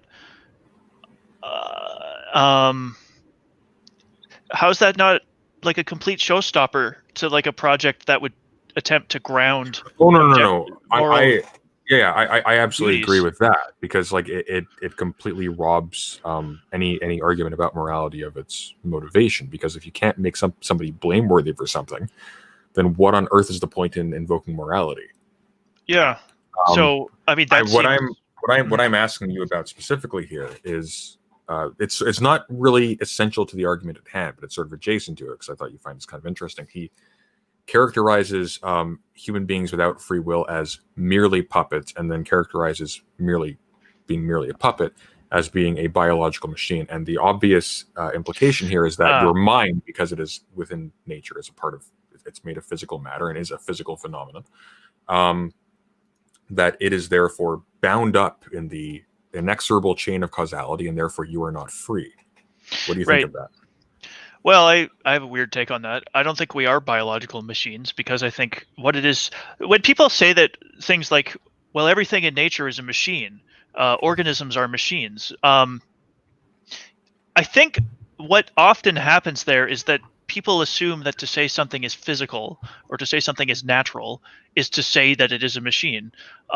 But there can be kinds of natural entities that are fundamentally different in the ways that they behave and the principles that you would need in order to understand and explain them than machines. So like, a paradigm case of a machine is it's something which you can decompose into functional parts, and each part, serves its function in virtue of its place in the whole mechanism. And so you can explain how the whole works by explaining how each of the parts work, and then explaining the way that the parts are composed together. And so the behavior of the whole is just a result of the behavior of the parts and their interactions. So that's like a machine or a mechanism in a narrow sense. And I think that organisms, and especially animals and especially humans, I don't think that holds for us. I don't think that I think that organic life just isn't like that. I don't think we have. I don't think you can understand how we work by looking for functionally basically for localized functions that kind of interact with each other in such a way that you could take the parts out, understand what the parts do, away from the whole. This might sound pedantic or something, but I really think that agency is something very, very. It operates according to principles that really are not very marionette looking. It's like, so, you know, and I'm still actually working this out. Like, this is like what Sure, I'm working on right now. Well, I think there's also like just sort of mirroring that. There's sort of this assumption that simply the phrase operating according to principles implies something mechanistic, but that doesn't necessarily follow. Yeah, what if, like, are they mechanistic principles? Like, No, that's exactly, the question. There could be like domains of freedom that are simply oriented towards certain poles, right? Well, so it's just that agents and organisms, the ways that they behave can be understood. They can be rendered intelligible. But the ways that we do it are in terms of things like the goals that they have, the purposes they have. And if you want to understand or predict what people or animals or organisms are actually going to do next, you can do that by talking about features of the environment to which they are responsive or responding. And I don't mean response, I brought this up before, as in like causal antecedent. So like, you hit Sorry, something. that was causal antecedent. Is that what you Yes, said? Yeah, sorry. It's okay. No worries. I just wanted to make sure I heard you right. I'm zoning out. But it's not like, dominoes. It's like domino A hits domino B, so domino B falls. It's not a response like that, like the reflex arc. It's a responsiveness that has an irreducibly psychological character. It's like when something out there in the environment kind of rouses you, and so you become interested in it, and so you will actively seek it out and do things with it or avoid it if it grabs your interest. You'll actually sort of flexibly and spontaneously adjust yourself to the things around you which are relevant. And I think this is a naturalistic idea, right? Like, this is about like a situated agent in its environment, basically detecting and attuning itself to the affordances of its environment. But I think that organisms and agents, but crucially agency, which is what we're talking about, if whether or not there's freedom or free choice and thereby culpability. So I guess this is a kind of weird organicist kind of compatibilism, kind of not. I don't know. Anyways, I'm trying to work on this, and I clearly got my work cut out for me. But I think that agency is basically okay. First of all, so I think that it's oversimplifying and actually just empirically false that we work in the ways that we take paradigm mechanisms to work. And I think that might make all the difference. And I'm trying to hash out what I mean and why. So that's my long answer. Okay. Well, let's just wrap up this, and then we'll go to questions, and then Well, actually, I'm kind of losing it. But I do want to do some questions before I go. So maybe can we? Sure. Yeah, absolutely. So we'll just remember the timestamps. We're at 57 minutes and 29 seconds in. Good. We'll start from there. Then we'll go back a little bit, of course, so we're not starting in the middle of nonsense. But we'll go back to that when we start next time. And if we end that debate fairly early, then we'll move on to another one. We're just going to go through them. So, all right. Cool. So let's take questions. And please, in the audience, please ask questions. If you have questions, if you could put an asterisk, we'll probably go for about 10 to 15 minutes so Shruggie doesn't die on us. And then we'll call it a night. So, yeah. Sounds good. Yeah. So I'm just going to go through the thing here. I'm going to see if there were any questions in the last 10 minutes or so. Noah Watson asks, Shruggie, what does it mean to be an agent and not a collection of variables that determine an action? Yeah, that's a good question.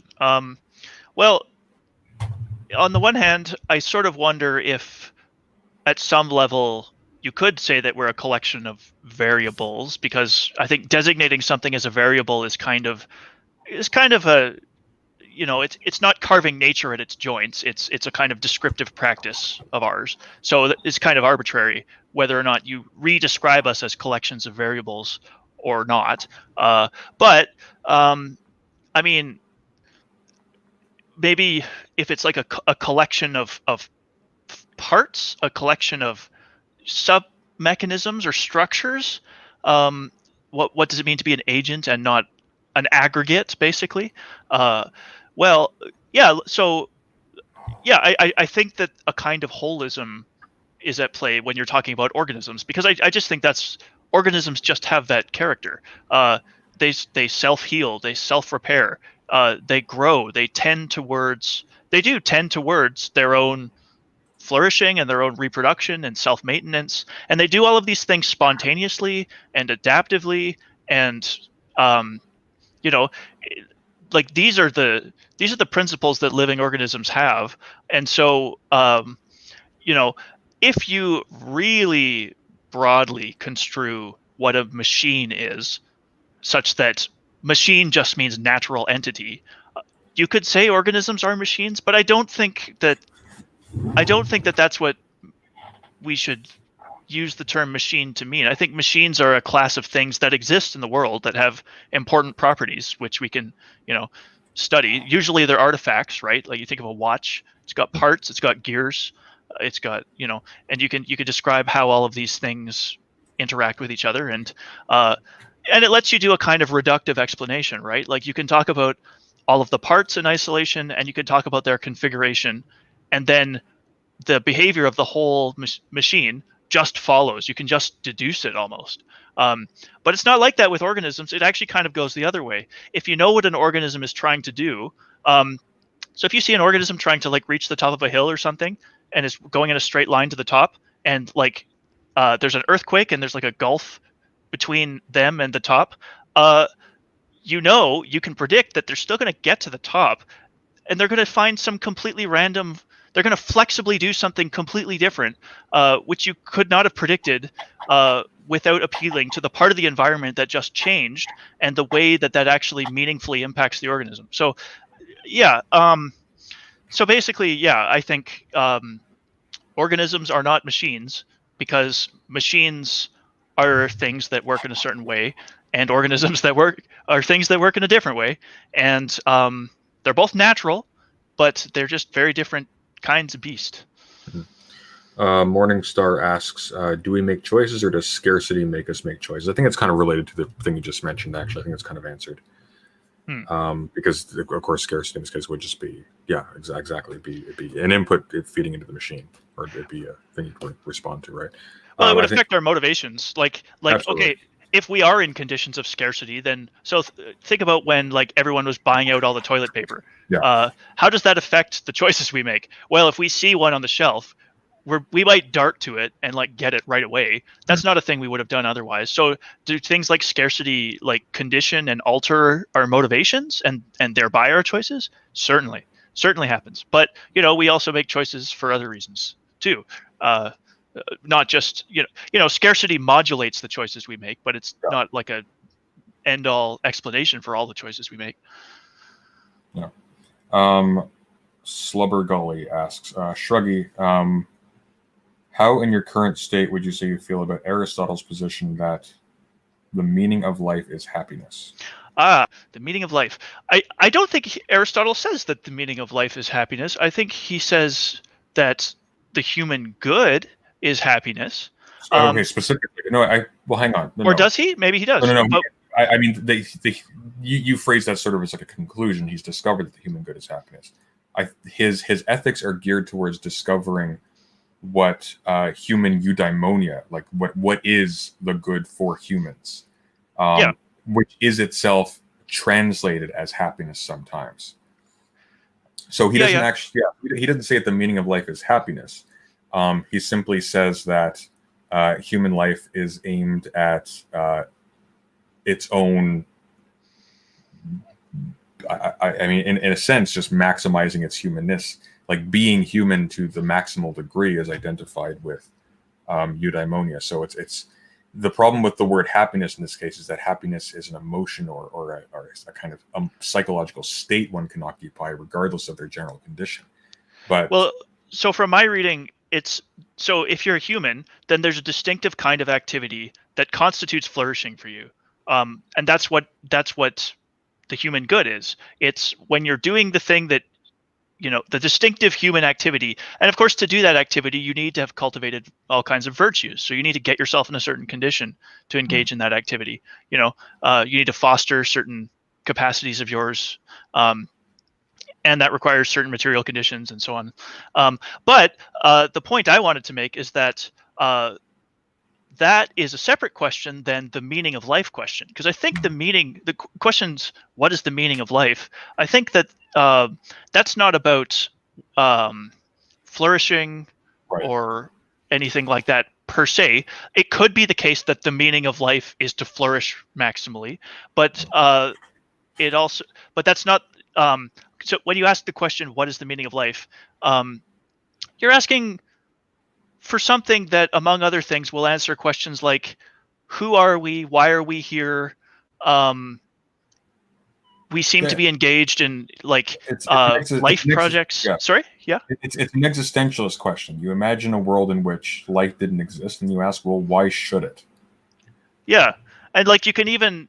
because you could be flourishing in Aristotle's sense perfectly well, and you can imagine somebody thinking to themselves, "But what's the point of all this?" It's like, okay, I'm like the flourishing Greek man, and you could still have a kind of existential question at that point, and that kind of question is what the meaning of life question I think is after.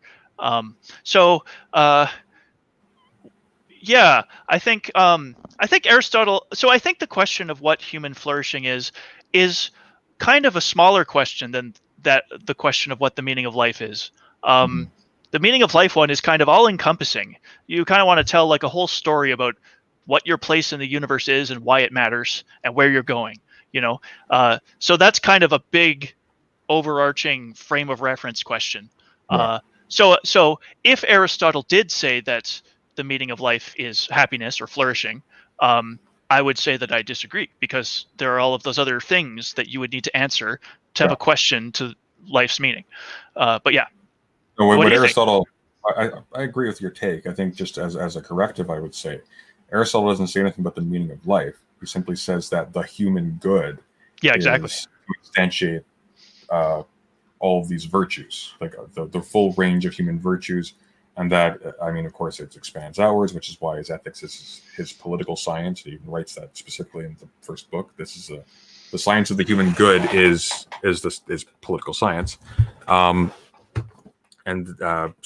it's the human good is to actualize all these virtues, and to actualize all of these virtues, you need to be in a particular social situation that permits certain virtues to be actuated. Bravery in war, for example, generosity with money, yada yada yada. So the human good is this really complex amalgam. It's think of what is the good of a beehive kind of a thing. And he's just telling you what the human good is. He's not telling you what the meaning of human life is. Yeah. I think that's an important distinction. Yeah. Gianfranco Mercado asks, Shruggie, do you fancy presuppositionalism or natural theology? Given the choice. Yeah, I feel like there's a kind of, these aren't the same category of thing. Okay, so presuppositionalism, that's a term people use to refer to a way of trying to, I don't know, evangelize or make a case in some sense for the truth of Christianity or some other. Presuppositionalism is almost like the ethical stance that if you aren't willing to believe in something or propose something absent some sort of logical argumentation justifying that belief, then the belief is in some sense insincere, and you're not saved or something like that. Well, it's like the thing you were objecting to, at the start or even before the debate, where people kind of just barge in and they're like, well, if there's no God, there's no meaning in life. There's no objective moral values and duties. So, Christianity is the only way to have that. So, It's kind of really pressing that sort of line, if I understand it correctly. And so, how am I to evaluate this? Am I going to evaluate this in terms of its, is this a thing that works? Is this a pragmatically useful strategy for talking to people? And then I could evaluate it in a different way. Is there merit, like intellectual merit, to doing this? And first of all, those are different questions. I'm not really. I don't. I think you got to have discussions with. You got to have conversations with people, and I feel like that's you. You can. There are some good entryways into conversations by saying things like that sometimes. But if you get kind of a little too, if you get kind of bold and complacent about it, and you kind of just barge in, and you're like, well, here are the facts. What are you going to do about it? It's on you now. What kind of conversation is that, right? You're not meeting the other person. Like, you're not, and so that's probably just going to be a lot of sparks, and that's not going to be particularly fruitful. I do think there's a place for things like that, like sort of transcendental arguments are sort of like that, where you talk about the necessary conditions for something you already believe, and so you should be committed to the necessary conditions because you have to. Yeah, there's space for that. I mean, Kant did it. That was cool. But I don't know. I think I haven't seen a thing that has been self-labeled presuppositionalist that I've liked. And also, I don't know. It's kind of weird to talk about, like, what's your favorite apologetics technique, as though it's so instrumental in character. Right. It's like what methods work. Like, it kind of treats other people as like things in the world to operate on. Exactly. It's kind of sinister because, I mean, sure, that your propositions are true, but fundamentally you're engaging in deceptive exercise. How can I override this person's faculties to make them agree with me on this thing? Like, it's not good. Yeah, it's just not really treating other people the way that you should treat them if you're trying to, introduce them to God. But natural theology. Natural theology is just like, these are just anytime you have a philosophical argument that's not based on like explicitly theological premises.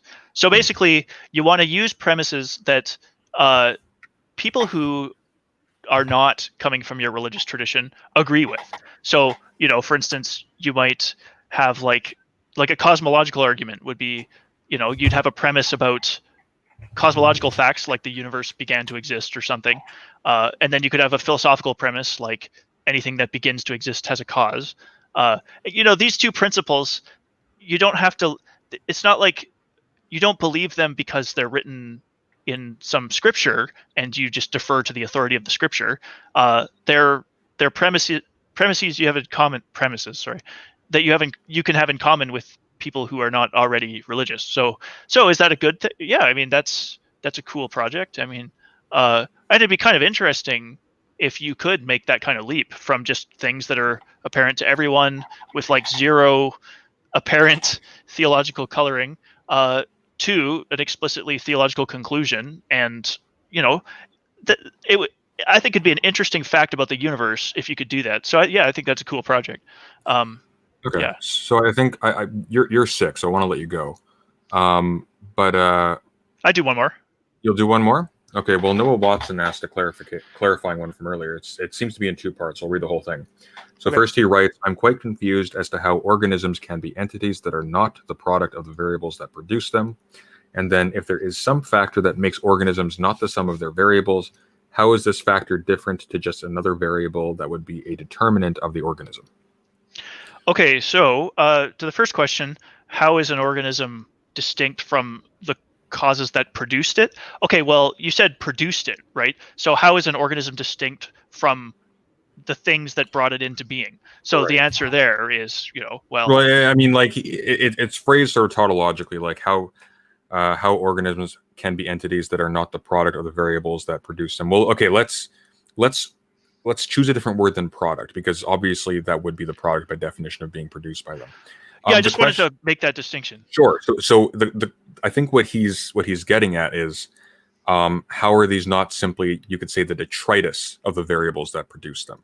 There's something more than just the variables that produce them, not something less or something equivalent, right? It's not just a change.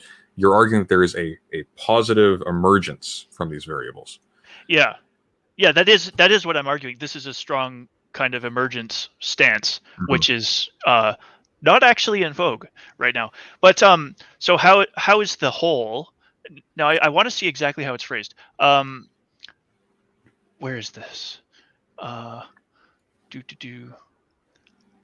Okay, I can't find the comment, so I'll just go off. Or do you want me to read it out for you again? It's at 5:36 p.m.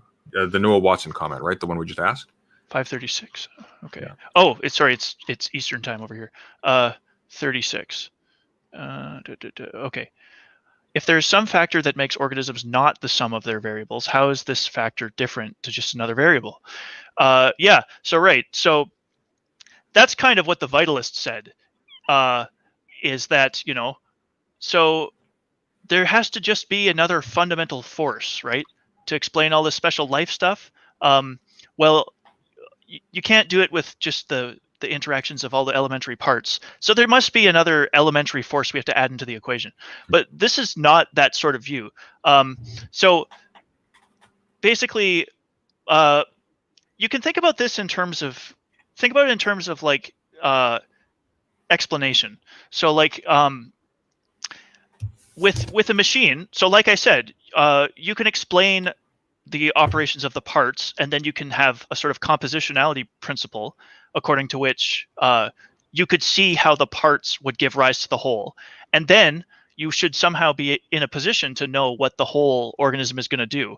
Well, that doesn't seem to be the case with organisms, because organisms flexibly reconfigure their own structure in the service of their goals. So, and that's just an empirical, posit. Like this is just what living organisms do. So basically, the explanation doesn't run from the smaller bits to the larger, to the macro level behavior of the whole thing. Actually, you need to understand behavioral facts about the macro level in order to understand why the micro level is configured in the way that it is.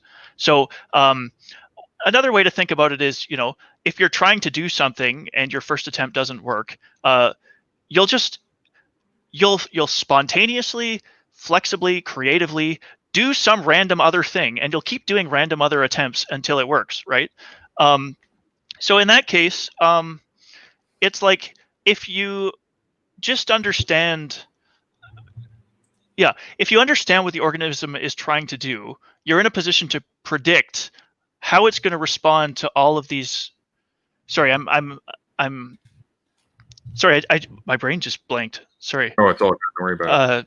Gosh. Okay. Sure. All right. I think No. I don't want to give up. Yeah. No. Okay. Also, though, I could have used that as like an escape rope, because like I'm trying to figure out some of this stuff still. I'm trying to figure out what I mean by emergence. But it's really just that you need to understand the principles of how organisms behave as a whole. And you're going to see a direction of explanation going the opposite way that it would for like a watch or something, where you understand the whole behavior of the watch by understanding the parts and how they're put together. I'm claiming that with organisms, you can understand in many cases what the parts are and how the parts are put together and how they reconfigure themselves on the fly, if you understand what the system as a whole is trying to do, if you understand what its goal or its purpose is. So that'll do. All right. Well, thank you very much, Shruggie. And we'll do this again maybe next week sometime. We'll see. Cool. We'll play it by ear and see what works. So anyways, there will be a part 2 to this, of course. We're only halfway through the debate. So thanks, everybody, for listening and participating. Yeah. And see you again soon. So long, my friends. All right. Have a good night, Shruggie, and everybody else take care. Take care. Ciao.